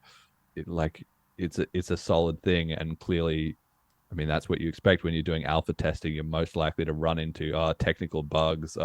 Please refresh this, that kind of thing. None of that happened really. So it is super solid, and it has been well thought out. The feedback that I did give them, and the areas where I think there's a very large room for improvement, to be honest, was the design and a lot of the UI elements. Things, I mean, I am a front-end app developer for a profession, so I did have a lot of thoughts about that. But just luckily, that stuff is quite easy to fix. Like, it's very simple. If okay, the colors are a bit wrong and the spacing is a bit out of joint, and it's confusing which items are grouped with which other items, and the like navigation hierarchy could be a little bit different, and the responsiveness of the screen, all these kind of things. I think they've got quite a way to go on that. But like I said, I gave them a lot of feedback, and it's quite easy to improve, and they did already take on board a lot of my points, and I'm sure they'll iterate on that going forward. So I think this is just kind of typical of the Bitcoin Cash community, really, that the engineering side is super strong and very, very solid. Going back right to Satoshi in the early days, right? Bitcoin definitely didn't look beautiful in V0.1, but it still worked bloody good. and that's essentially where BCH is at. And if we can get a few nicer sort of wrappers going on the outside, a bit more product design, a few more UI focused devs, and a few more designers and UX kind of experts in the mix somehow, we're going to have some killer stuff, and it's really starting to come together. So yeah, that was my initial thoughts. Do you have any questions about it? So this, did you ever use Cryptofill or DToken? I did use DToken. Okay. So it was, and that was a lot of how it struck me too, which I also told to them. It is essentially DToken, but the UI wasn't quite as refined and slick. That's kind of what we're talking about. Nice. I'm pumped then. Yeah. I just needed confirmation that it was like that. I'm ready for it. Yeah. I'll get back well, I suppose this is an exchange, right? Because it's all non-custodial and on-chain. Yeah. So is this 20? Okay. I'll have to pay more attention to this. I'm super curious. Yeah. So do you know anything? I don't understand how Bitcoin contracts work at all. I kind of understand Ethereum contracts, but how does this work? What do you mean? How does it work? Well, so there's this scripting language, I'm definitely not the expert on all this, but there's the scripting language in the network processing, right? So Right. people put their script that has certain it has a kind of weird syntax where you put things on and off to a stack instead of just doing regular variables and whatever.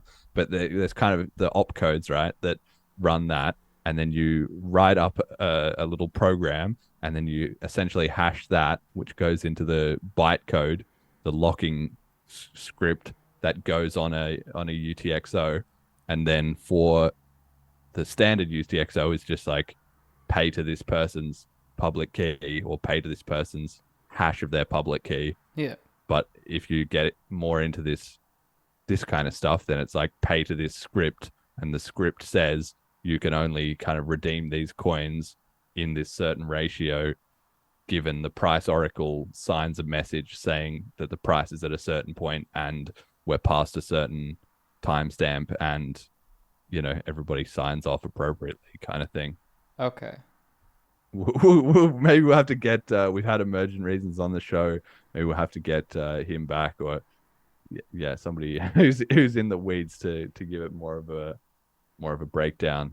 But everyone can go check out the AnyHedge website and the General Protocols website and their Twitter and stuff, and there's more detail there. Even if you want to dig into the code and stuff, not all of their code is open source and whatever quite yet, but there's already some stuff. I've had a look at it and it looks really good. I got to be honest. It's still early days in it will benefit a lot from having 6 months, 12 months, 18 months of having some more devs come in and make some nicer wrappers and stuff that's a bit easy to use. At the moment, there's a lot of moving parts to it, but that's just the early stages, right? It will get simplified over time. And then somebody will also it will also get proven in production. Some of the edge cases and bugs will get worked out. And then it'll just be plug and play at a certain point. It'll be really easy. They did also announce that Paytaka, one of the BCH open source wallets, is also working with them on an integration. So hopefully people should be able to test this kind of stuff pretty soon. I imagine, I don't know exactly what the time frame is, but they have announced that this alpha testing is done. So I imagine the open beta might be probably within the next 2 months, maybe sooner, maybe even within a month. And I don't know about the Paytaka integration. Yeah, maybe 6 weeks or something like that, at a complete guess. So yeah, everybody's going to get a crack at this before too long, I think. You think it'll be ready for St. Kitts? Yeah. I think it'll be out there. It's obviously not going to be mega slick. We're not going to be onboarding merchants day one. Look, here's your instant click a button and your money's all locked in. It's not going to be like that. by that stage, I don't think. But the concept is, the whole point, of course, is that the hardest part is starting, right? Once it's out there and once there's a working version, well, they're going to get community support, community interest. They can obviously validate we have something that people need.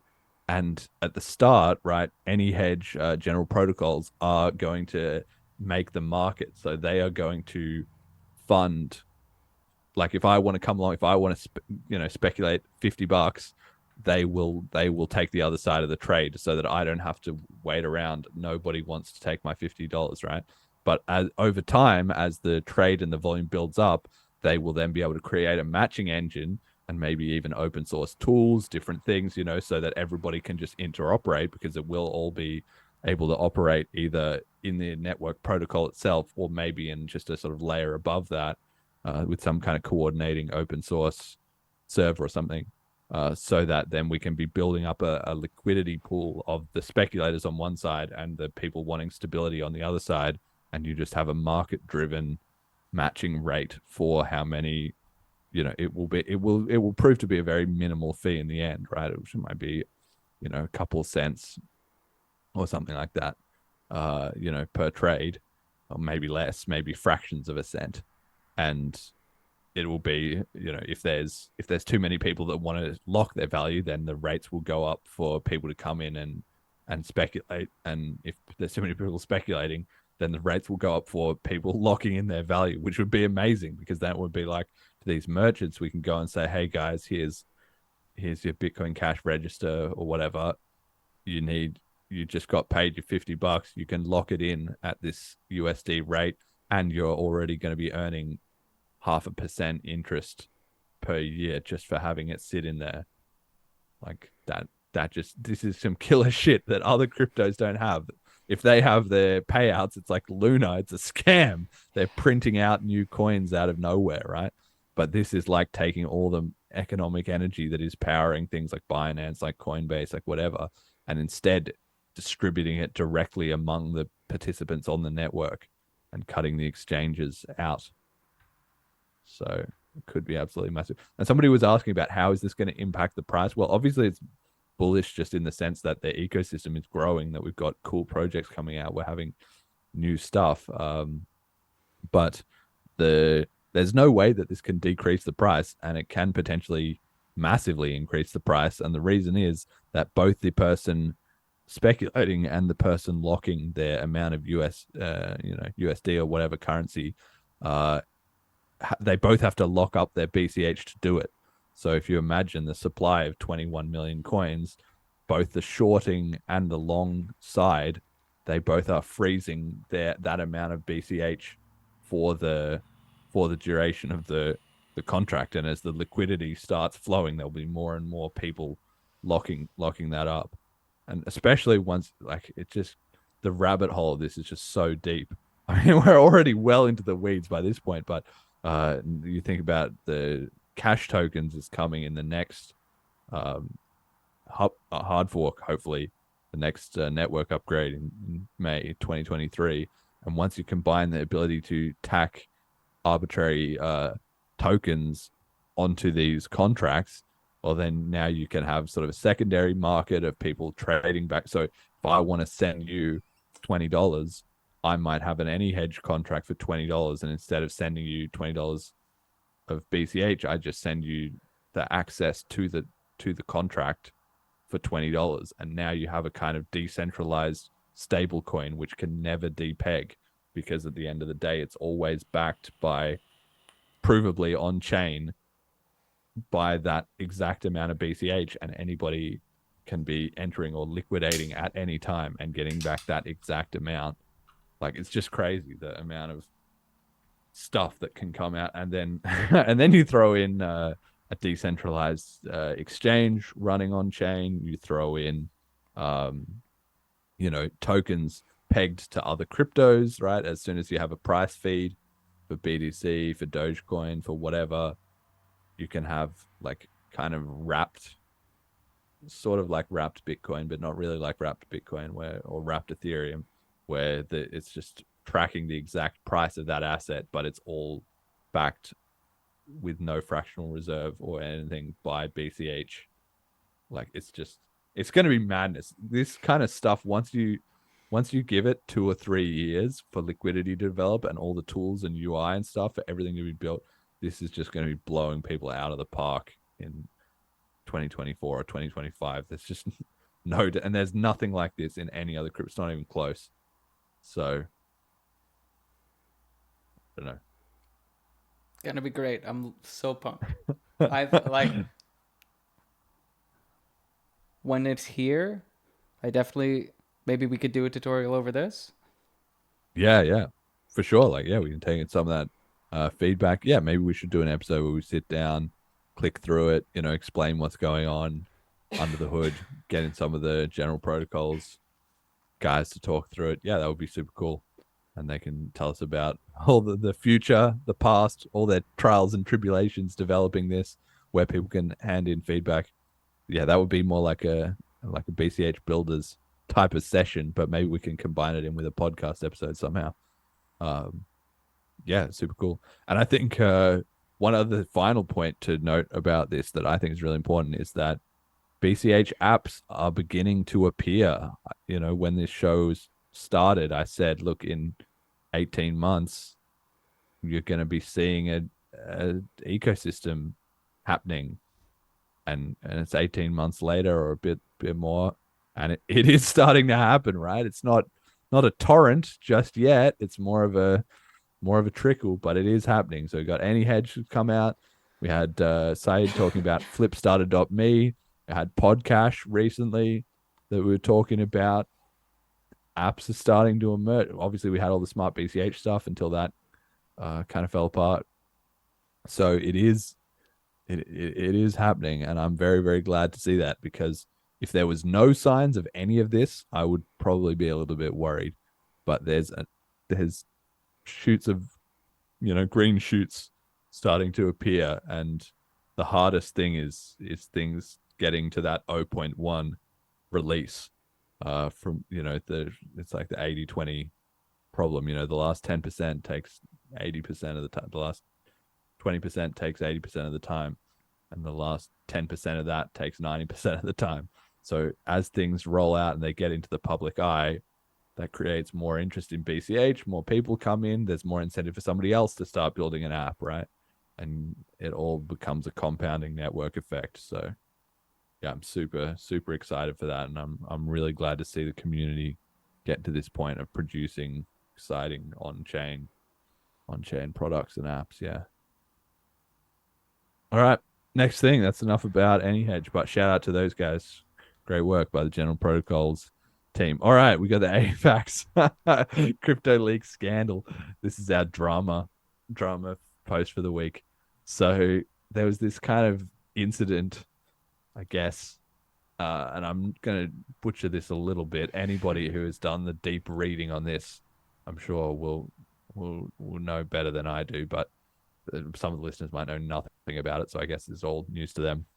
But essentially, there's this website, Cryptoleaks, who've had 2 other sort of expose type cases of this online journalism kind of thing, but they have a bit of a weird hit job style, and it's not like the New York Times or anything. It's not like they have a backing of all this other work they've done, and they just kind of were doing these weird crypto article sort of semi-journalism hit job type of things.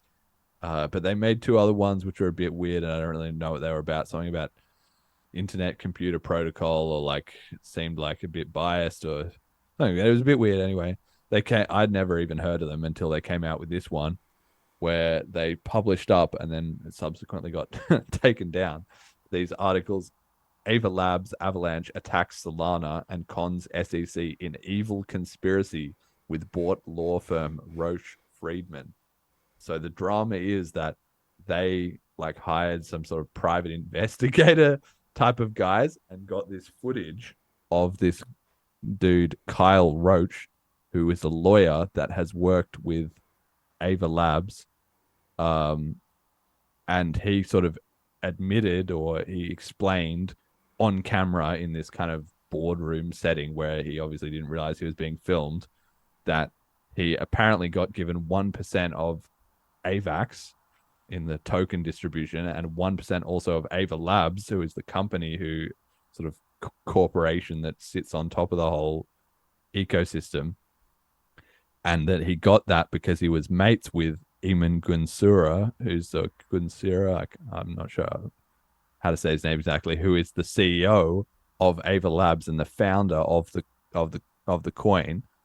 And so he was mates with him, and in these leaked videos, he's basically explaining that he was mates with him.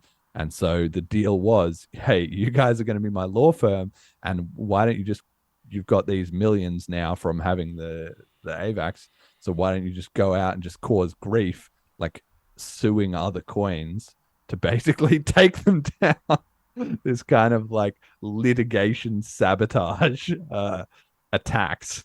And of course, this sort of looks bad for everybody involved, right? The questions are raised around who are these Cryptoleaks guys? What's their interest in uncovering all this in the first place? But even if you say, okay, that's just a public interest, okay, that's what they're doing. Well, then the lawyers, they're up to some shady shit that's maybe on the edge of legality, let alone, morality, in this sort of corporate sabotage, almost like Wolf of Wall Street style stuff going on. And then of course you have Ava Labs and them creating these deals willingly, and backing it up with coins from their ecosystem. So in a weird way, kind of crowdfunding like hit jobs on other cryptos across the industry. So yeah, there's a lot to this, and anybody can go, if you look up Cryptoleaks, Kyle Roach, AVAX, you can find it all. Kyle Roach came out with a bit of a statement where he basically said, I didn't do it kind of thing, or I was like drunk or tricked or whatever. But that's a bit of a stretch in my opinion, once you watch some of the videos. And then Ewan Gunsura, he also came out and he said, look, we weren't really that related to Kyle Roach. Like, yes, I know him and we have, done deals in the past, but it was all this kind of small, unrelated stuff. And now this is all being taken out of context and blah, blah, blah. I don't know how much I believe that either. But anyway, that's his defense. And just in all of this, I just think it's a crazy example, really, of, I mean, in the BCH ecosystem, okay, we had the smart BCH drama recently, right? But even though people inside BCH want to doom and gloom, oh, it's all falling apart, we're having all these problems. Look, this happens in every crypto, right? Might be a different variation of the same story, but it is the same story. These huge blow-ups, conflicts between people, shady deals going on behind the scenes, millions of dollars getting sloshed around to who knows where, yada, yada, yada, on and on. And especially in the case of like Avalanche or Solana or whoever, it just goes to show that if you have a relatively centralized corporation type of coin, that might seem great in the short term. Okay, guys, everyone's on the same page. We're all singing from the same hymn sheet. We've got the millions of dollars in investor money. We've got the unlocks. We've got blah, blah, blah. We're pumping the price to the roof. But the cracks emerge sooner or later as the power struggle sets in, as backstabbing goes on. Like CoinFlex blew up and it was a bad hit to the ecosystem. But on the other hand, people just shrugged it off and moved on, right? This kind of AVAX crap, like the whole thing could just fall apart. I don't know if that's what's going to happen, but it's definitely possible. What did you make of any of this? Have you looked into it more? Did I get any of that wrong? I have only looked into it insofar as what you've shared with me. I saw like a little bit of complaints on Twitter, but I don't think I follow enough AVAX people for it to really like affect my internet navigation. I wonder how many people that are like really into AVAX care about this thing. Like, I wonder how many people are kind of defecting from AVAX. Because I remember even before they launched, like just the talk of this is a centralized thing, this will continue to be centralized.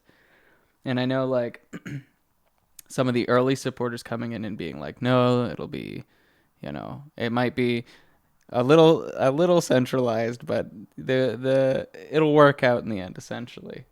Yeah, so I'm just kind of curious, like, whether or not they think that this is like the situation that would kind of show them that they're wrong, or if they're just like, well, it is what it is. I would expect the latter. Yeah. I think it's sort of. I mean, there is a certain degree that people can get roped into crypto projects without being aware of kind of what is actually going on. So, at least to my mind, like Bitcoin BTC is a prime offender in that category where people can be in that for a couple of years. Yeah, digital gold. And then at some point they look into it a bit more and they realize, wait a second, this doesn't all add up. But if you contrast that to something like, for instance, BSV, or like, well, I mean, we already had the shit on BSV session, but AVAX or BSV, or what's another good example? Ripple, maybe something like that. Even Litecoin, I think. Yeah, like you kind of can. You don't have to dig too far to kind of get to the bottom of, wait a second, what's going on? So I expect that most of the time, people who are involved in that kind of stuff either are not involved deeply enough to know when this drama starts or to know what to make of it because they're not involved, or if they are involved, they know enough to know that this kind of thing was possible or could come up, or like that was just what they'd signed up for. So then when it happens, they're maybe not surprised exactly, but they're not likely to just bail on the whole thing. Oh, I didn't realize this and be out of there, right? Yeah, I think most of that crowd is also just like tracing a profit. So, yeah, I mean, maybe good stuff is going to come out of AVAX. I don't know. I've been keeping an eye on Gabriel Cardona over there. He's been doing the subnet show, and I mean, there's some legit, crypto people in the mix, so it's got to be something going on. But on the other hand, they did have their gigantic pump up the leaderboard, and they're now slowly fading back into the pack, same as everything else. Once the mania has subsided, maybe what's substantial is not left behind all that much. A lot of our TVL is going through the roof, but then anybody's TVL, it's like market cap. Anybody's market cap, anybody's TVL can go through the roof. That's different to in 3 years. You have a whole ecosystem of devs and products and community and message boards and whatever. So I don't know. I think it's worth keeping in mind anyway that people doom and glooming about BCH. What a drama coin. Like, just open your eyes, mate. You can't swing a dead cat in crypto without coins blowing up and having problems. So yeah, give me a break on that BCH doom and gloom. Okay, LizTruss has found her way into the prime ministership of the United Kingdom. Boris is out. I'm not the biggest political person, so I'm probably the worst, but even more than this AVAX stuff. I'm not really qualified to comment on all of this, but essentially she's now in charge of the Conservative Party, and the other top candidate was going to be Rishi Sunak, who was the finance minister, basically the chancellor of the exchequer, and he also had talked about Bitcoin in the past. So I think people had this narrative going that he was going to be really friendly to crypto if he got in and won, but then he didn't, and she did. So they're sort of backpedaling, and I've got this article here from Bloomberg News. UK's crypto future in limbo as Truss wins prime minister race. While Sunak had championed crypto, Truss' position unclear. New leader faces array of challenges amid surging inflation. So crypto is clearly enough on the agenda that it's getting mixed into this sort of conversations for the general public. But on the other hand, I don't think that she is really anti. From what I understand, she's kind of a bit libertarian-ish leaning, and she's made some good comments about Bitcoin, I think, in the past. So anyway, I personally imagine that it'll be fine. And I think also that politicians are that's what people don't understand. People think the politicians, the government are going to come out with this huge attack on crypto. And it's like, well, they do things once in a while. Like Tornado Cash got hammered the other day. But on the other hand, everybody else just carried on, right? And every politician they're just a person, right? They might be in a ministry and all that, but they're busy. They're fighting their own little schemes and battles and whatever amongst each other perpetually. How are they all going to unite together in this one big attack on crypto? It's never going to happen. So in that case, I think it kind of was this weird vibe of just like, if Rishi had got in, supposedly it would have been mad positive for crypto. But even though somebody got in instead, who also was probably very heavily on the crypto favoring spectrum, it was like downplayed. It's like, well, we don't know, maybe crypto's in trouble. But they're too busy to fight crypto, basically. I don't know. Any thoughts about any of this? Or? No, I actually only heard about this I think yesterday. And it only happened yesterday or the day before or whatever. Okay, was it this wasn't a surprise election, right? Like people knew it was coming. Well, yeah, people knew it was going. It's been going on for I don't know, like a couple months or whatever, where they started with like 8 and then people getting voted out in different rounds and whatever. But it got down to these final 2, and then there was a bit of a period where maybe they had some TV debates or something. I don't even follow this, the newspaper. Yeah. Especially now I don't live in London. When I lived in London, I could read the paper on the underground, but now it's just so disconnected. But anyway, yeah, it wasn't surprising that they were having this showdown. But I think maybe it was I sort of thought Rishi might have been in with a good shot, but it seems like in the end he got beaten fairly handily because the previous steps of people getting eliminated, it's all voting in the ministers and whatever. But then this last one, it was like to the Conservative Party membership directly. So I think that was why it was a bit of a question mark as to, maybe somebody just LizTruss obviously got loads of just like punters. We're like, yep, let's go with her. So there you go. Okay.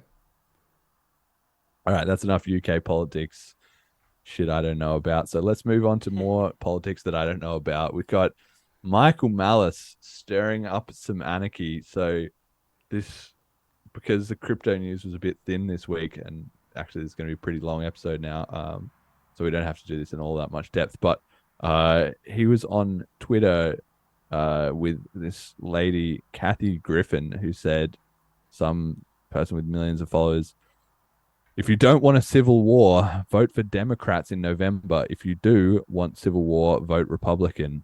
Pretty divisive kind of statement. But anyway, Michael Malice, the Twitter troll extraordinaire and anarchist thinker, was replying, I don't want to change your mind or argue with you, but I don't want to share a country with you either. A peaceful divorce leaves everyone better off. And then he was crowing about this with just ratioed Kathy Griffin. Peaceful coexistence is preferable to forced union. Tradition and a shared language, though one increasingly splitting into 2 dialects, are poor reasons to continue as one country. So he's been on this bandwagon for a while, like 6 or 7 years, and he's been actually, I'd say bandwagon, but he's been pushing the cart, basically, of this idea that America should have a national divorce, as he calls it. They should split. He said he's not really that interested in the details, as far as I can tell. Like, he doesn't have a plan, like it should go down like this. He said, okay, it could happen in 2, or it could happen in 5, or it could, various combinations, but he's just trying to get everyone the idea and get them hyped about splitting up America. Basically, he is sort of, it seems, more on the Republican side. Like, he generally disagrees with the Democrats, but he's not exactly a Republican either. I think he just likes stirring the shit, and any chaos and split up is basically to his anarchist ends. Anyway, I know you're a big fan of Michael Malice. Have you been following all this, and what do you think about the whole national divorce that he's trying to initiate? I think I mentioned this before. He has me blocked on Twitter. I think he thinks I'm a bot. So I unfortunately didn't get to see this. I don't like go out of my way to look when people have blocked me. But I noticed real quick, in the background of his profile picture there, it's the logo for Sheath Underwear. They now accept Bitcoin Cash, baby. Yeah. So just shouting that out here. Well, that's our shout out for the show. That's our feedback, that said we should do one store per week. Sheath Underwear, they're the store this week.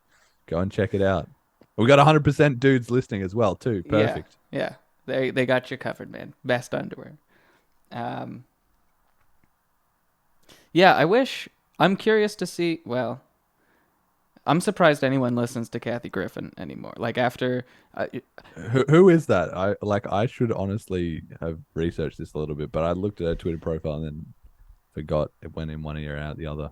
I don't know how she got famous. I know the reason she is in like public discourse now, if she's who I'm thinking of, and I'm pretty sure she is. She got real big when Trump was elected, or maybe some short time after that, because she did a photo op where she was holding like a decapitated Trump head, and people lost their shit, and it even got Trump's attention. So yeah, but she says mayor of Zero Foxville, 2-time Emmy and Grammy award-winning comedian. Okay, so she's kind of a comedian. 23 specials, 1 feature film. Okay, all right. I follow a lot of comedy. I don't see anyone being like Kathy Griffin, man. Well, if she's usually all the comedians, they're all best mates with Michael Malice, like Joe Rogan and whatever. Bill Burr is probably mates with him or whatever, I imagine. So, yeah. Might be a different brand of comedy if you catch my drift. Yeah. Maybe the old unfunny comedy type of industry, I'm gonna go check it out if she's saying that she's a comedian. But yeah, from seeing what I know of her, this doesn't surprise me at all. I'm surprised that people give any credit, because she freaked. Like, she did this, and then she stood by it for a bit, and then she was, playing the victim, and then she had a little bit of a breakdown, and I guess she's back into stirring shit up. I'm glad that Michael's, clapping back real quick, and that he got more likes off that. It was like when Sailor, I think, was getting ratioed one morning. The classic, yeah. Yeah. The classics of Twitter dramas. But, I just wanted to bring it up because I'm super interested in this idea about national divorce. Obviously, I'm not American, you're not American, so in that sense we've got terrible opinions as to how it would all work. But I can certainly see that in the current world, right, with especially with social media, it does seem to be polarizing, particularly in America, faster and faster. And so I can see, even if the actual realities of how this would work are a hard sell or an uphill battle, I can see that there might actually be significant appetite in the population for it.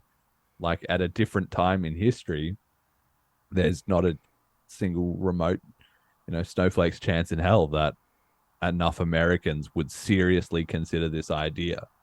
But I think maybe at this point they would, like, for instance, in Canada or in Australia, after the coronavirus, lockdowns and all this sort of stuff, obviously there were some people like you and me that were less enthused about that, but as a general segment of the population, it didn't create strong, broad-based polarization or discontent or whatever, right? But that was not the case in America, and so I can see the appetite being there. And once the appetite is there, then maybe the practicalities become more into question.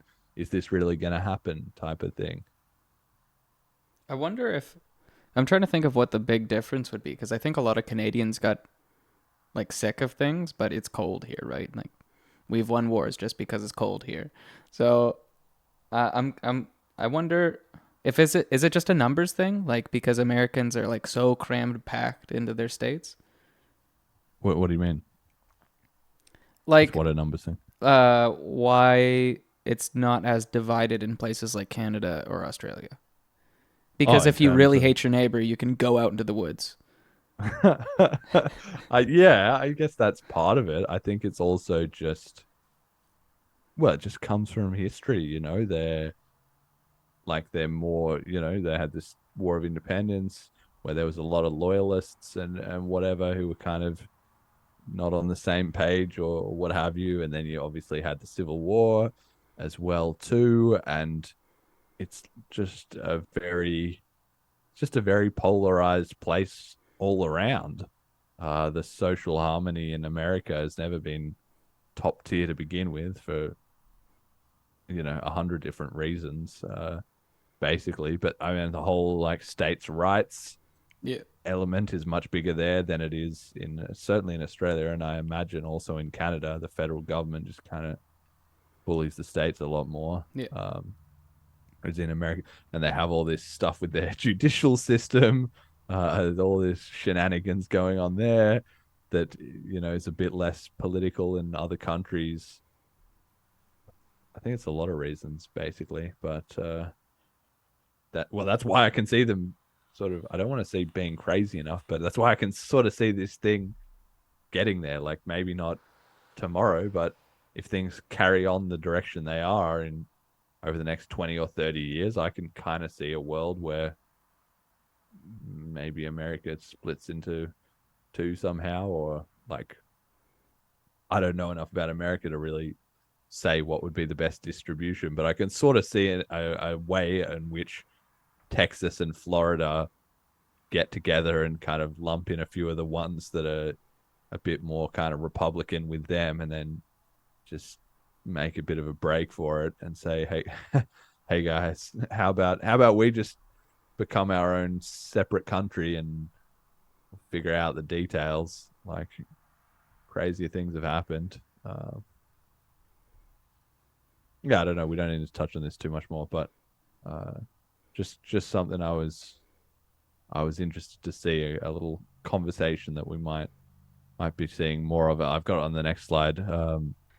Somebody said to him, the thing about democracy is it allows the people to hold those in power accountable at the ballot box. I suppose you all would prefer anarchy. And Michael Malice just responded with a yes meme, you know, some unaware Twitter person just stumbling in to tell like one of the world's most known anarchists that he would prefer anarchy. Just quite ironic, really. It looks like that yes meme was made for him too. Him, yeah. Beautiful. He's prepared. He's got his meme game on point. BCH says news is trying to divide the US, but people are too apathetic in reality to be involved. Well, I think that's what it comes down to, right? Is that there's Twitter drama, but 99% of people, 99% of the time, are just trying to, you know, pay their grocery bills and live their lives. But I can increasingly see that in America, like it's less and less that it's that scenario where there's online drama, but in real life people it actually is like in real life people are rustled about this kind of shit and are arguing over it, and it does cause problems in families and you know, all that kind of thing. So that's why I can see it more happening there. Maybe it's more likely to happen than people logging off. So that is never going to happen. Yeah. So the rage buttons of social media are going strong, and that ties into then my next thing. Again, this could be a whole different show, but I just thought it was worth touching on the part about splitting up countries into different things has been on my mind with Balaji Srinivasan and the network state, and he has all these ideas that are basically about people making kind of online countries, essentially, where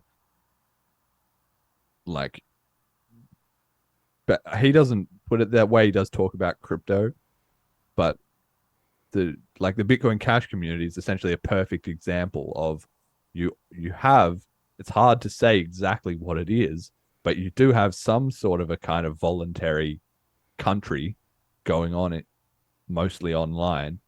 But if you take a little bit of a leap and you say, okay, well, like my flat or my room or like your, house or whatever could be in some ways considered like an embassy or an outpost or even just a block of land that is sort of part of the Bitcoin Cash conglomerate around the world, in that if other people like Bitcoin Cash and they want to come here, I will be friendly to them. That you've then created a sort of distributed country almost, and that if you built up a bit more, like it's probably not at a tipping point yet, but if you built up another certain amount of people, you would start having more and more kind of physical locations that people could manifest in terms of like a Bitcoin Cash. Like they do exist, like Bitcoin embassies, Bitcoin Cash embassies, people's little projects, and has like Sovereign None has a Lodium, right? So very friendly to Bitcoin Cash. These kind of things that people are setting up, that at a certain point, if these communities get big and powerful enough, like crypto already is influencing the government of the US when they try and ban things, suddenly there's all these lobbyists come out of nowhere. Well, maybe if as time goes on, that formalizes a little bit more and you start having these kind of virtual nation states, which actual physical nation states have to start to negotiate with, however that would operate, and that whatever sort of virtual, what are they called, network states are starting up, that the ones that are succeeding will essentially be able to draw in more and more people until they do have like Bitcoin Cash already has an economy. It certainly has that. And so do several other cryptos of varying size or quality, sure. But it's not a question of 0 to 1. It's a question of 1 to 100 at this point. So at what point does that start infringing on real, in quotation marks, countries? Do you have any thoughts about that? Not much. I think that like I'm looking at this last question like over and over. Will they be recognized by nations? And I feel like that's a big no, unless there's like some type of war, whether that is these little decentralized communities are producing economic value, and then they start saying like, no, you have got to do things this way. I don't know. This is like a very big concept, Jeremy. Yeah. I mean, we've already had a lot in this show. We can have some chat about this at the Bitcoin Cash conference or something. We can have everybody just having a beer and talking it over. So maybe we'll just seed it in everyone's mind now to read the network state. I've read this as part of it. I need to probably read the full thing, and we'll just because it I mean, it's a fun thing to talk about. If you think, like we were talking about the global reserve currency before, if you take that to its sort of logical conclusion, you're given the benefit of the doubt, you assume, okay, Bitcoin Cash is going to take over everything. There's got to be a point at which the Bitcoin Cash community is like the dominant voting block of small countries, and then medium countries, and then big countries. And at a certain point, it's got an economy that, like, it already has maybe an economy bigger than a couple of tiny little island nations. Like, for instance, St. Kitts, maybe the whole global Bitcoin Cash adds up to more than St. Kitts if Bitcoin Cash is already 20 or 30% of what's going on in St. Kitts anyway, right? Then, like, if St. Kitts wants to negotiate in some capacity with the Bitcoin Cash community, that's a real thing, especially if we're having conferences there, and it's like significantly boosting their tourism and economy. Yeah. It'd be interesting to see how that negotiation kind of thing would take place. Yeah, well, that's the point. It's not a traditional structure. So it's like, who do they negotiate with? what are the terms? Like, how is any of that enforced or guaranteed? Very difficult to know. But this is the world of political science that we're moving into, because crypto has proven resilient enough that you can operate this thing and they can't be shut down and stopped. So it's, well, Dynaporn says would be amazing. Yeah, I agree. And that's, I don't know. We're gonna see. Balaji, he's not. I think I sort of tend to think of it from the perspective of the Bitcoin Cash community is already this, and it's a question of where that develops. He sort of sees it as more. He's got these grand ideas about how everything would be done, and cryptocurrency is sort of one little aspect to it. He sort of somehow thinks that everybody's going to make a network state about, I don't know, living longer, like life extending technology, and everybody who loves that is going to be in that community on Reddit, and then they're going to start turning it into a proto country. I don't think it seems to me he's a bit unaware of like the fact that crypto already is this. But he just is seeing it from the lens of it'll be something plus crypto rather than it will be crypto plus something. But anyway, we'll see. Yeah, everybody think about this, and we'll chat about it at the St. Kitts conference after day drink stream or something like that. All right, then, yeah, moving more towards the end, a few of these slides, we can just rip through these. So I've got here some Dalle BCH art, which is bch.games generated from an AI. So there's a picture here of, it's basically like people in a kind of futuristic nightclub type of thing with a Bitcoin Cash symbol, and then you've got one of a Bitcoin Cash, not an obelisk, but a statue in the middle of like a big city with all these people milling around, almost kind of like worshipping it a little bit. I don't know what prompts they were using to generate these artworks, but they're super cool and interesting to look at. And it certainly seems that AI art suddenly getting to the point where, like, if you told me a real artist had painted this or digitally created it or whatever, I would have been completely unsurprised. Like, I don't know how I would tell this apart from whether or not a human made this. It's not obviously like some glitchy AI bullshit. There's certainly, I mean, there's maybe a little bit distorted and weird, but you could just put that down to artistic interpretation on the part of the artist anyway. So I don't know, we're just moving into a world that this AI stuff, this network state stuff is arriving pretty fast, even if people don't realize it en masse, I think. Those are pretty sick. I like the one on the right. Yeah, I do too as well. Because this is, you can almost imagine this, right? Yeah. Like at St. Kitts, you can imagine, I don't know, just Roger decides, fuck it. BCH is now like at a good amount, there's now lots of commerce. People are actually kind of loving it. Let's just put up a monument, giant BCH coin, because that's what this network state stuff is kind of driving at, I think, which is the idea that things can be manifested in like the petri dish online, and it can kind of organically grow, and then it can just pop out into the real world as suddenly everyone being like, holy cow. In the past, maybe if you wanted to get a movement or something going, you had to start at the local bar, and you had to have meetups, and you had to sort of ferment the rebellion there, and the gathering slowly got bigger and bigger, in meet space. But now it can all happen online, and nobody can really be too plugged into it necessarily. And then suddenly it wants to make a point in the physical world, and it all just coalesces, and it's like, bam, it's all here, which is hopefully how it's going to be in St. Kitts with the with the conference. Jay Diz says, if we're going to make it, I'll put this in my yard.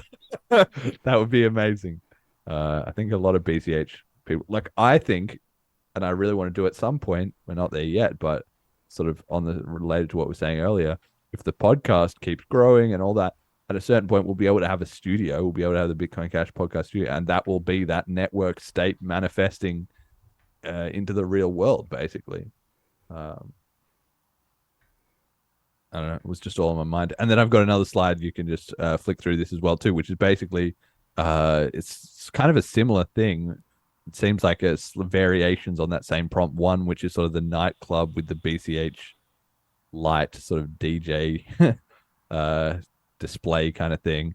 But this time with everybody, looks like they're wearing morph suits for some reason.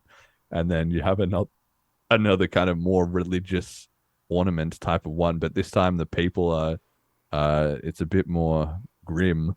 The people are looking a bit more zombified, and there's this kind of spear head poking in from the side. So it almost seems like a religious, kind of Aztec ritual kind of thing almost going on. So, yeah. The one on the left reminds me of like an alien portal of some kind, and these are all little aliens trying to get through. Get into the Bitcoin Cash universe or get beamed up into outer space. Some shit. Yeah. It's interesting. You think it's more aliens. I didn't think of it like aliens. To me, it just looks they're still too humanoid. It just looks like, people, like the proportions are a bit weird, but it's kind of like, well, they're just wearing morph suits. That's literally exactly what people in morph suits look like. But yeah, maybe it is aliens. AI thinking about aliens. That's cutting humanity completely out of the loop there. All right, and then meme of the week is from Rothmus. He's got the meme of all these marching NPCs, and half of them have the Republican R and half of them have the Democrat D on their head, and they're all thinking, I hope my team wins, so my point of view will be forced on the other half of the nation, or I'll get angry.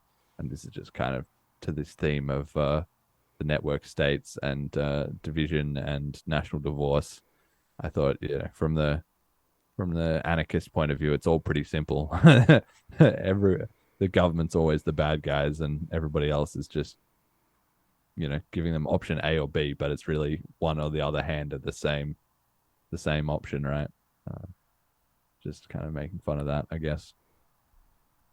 Community comment of the week: Dennis in the Smart BCH Telegram came up with a banger where Ednardo Lima said, "When will we see another bridge from SBCH to BCH?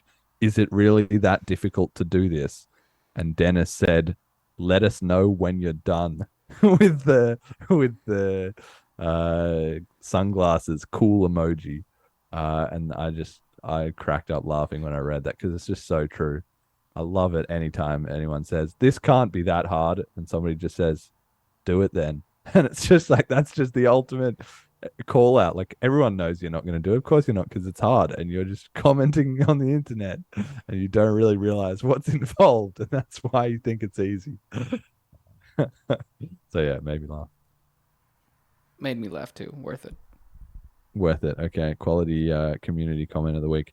All right, and then we got message to the community. I've had a good rant about several topics. Do you want to get in there, or I've got something I can say as well? Either way.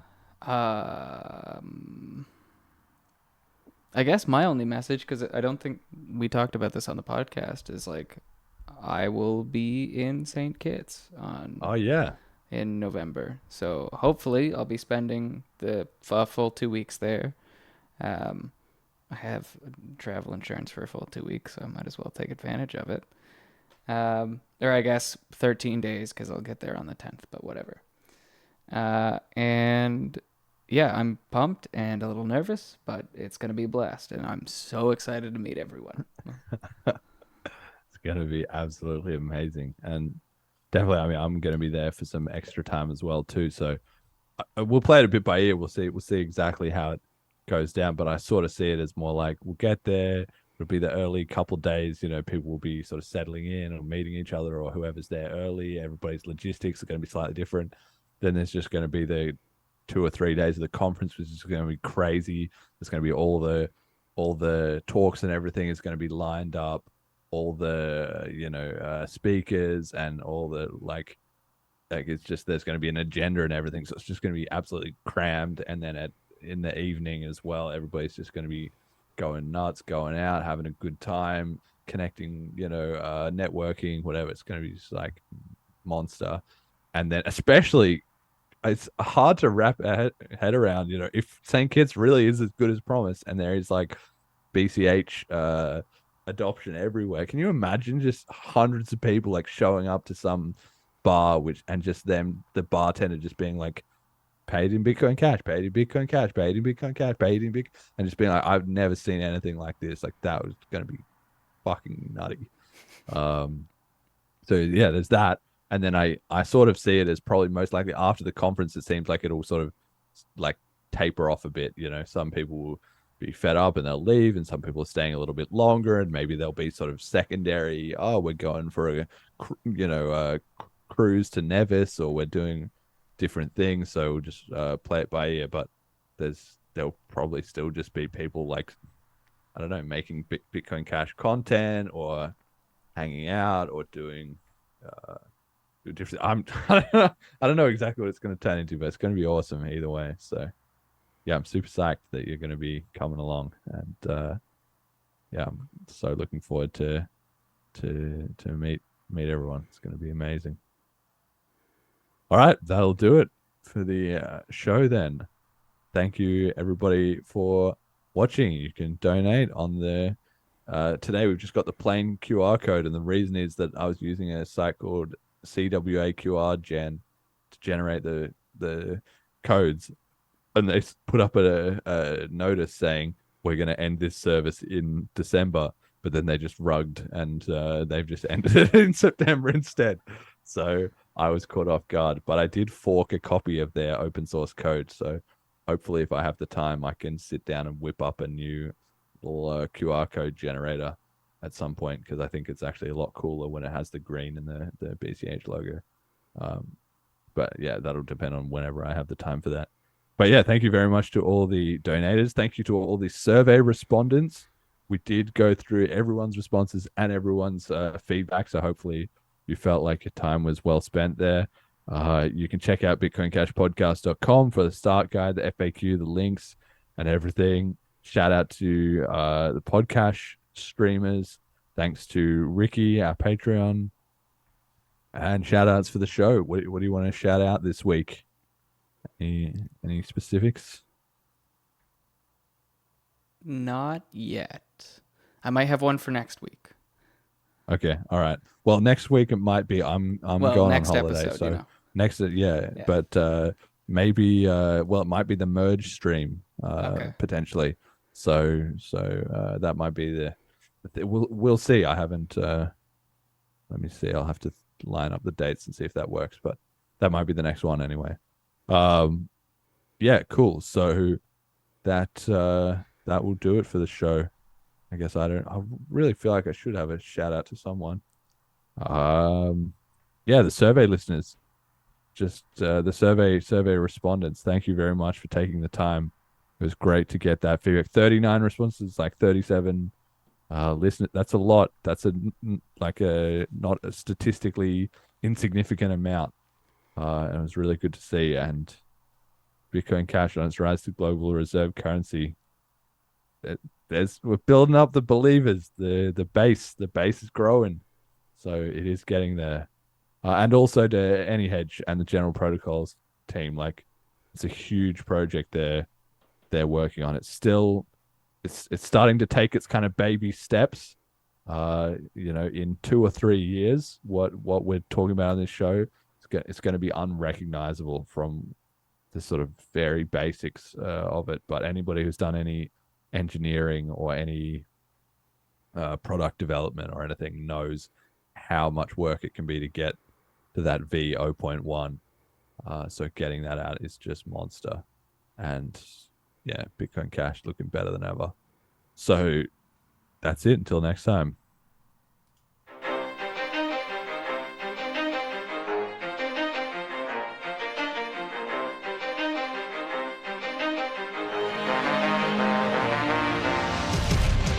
Greatest story the world has ever known. The rise and rise of Bitcoin.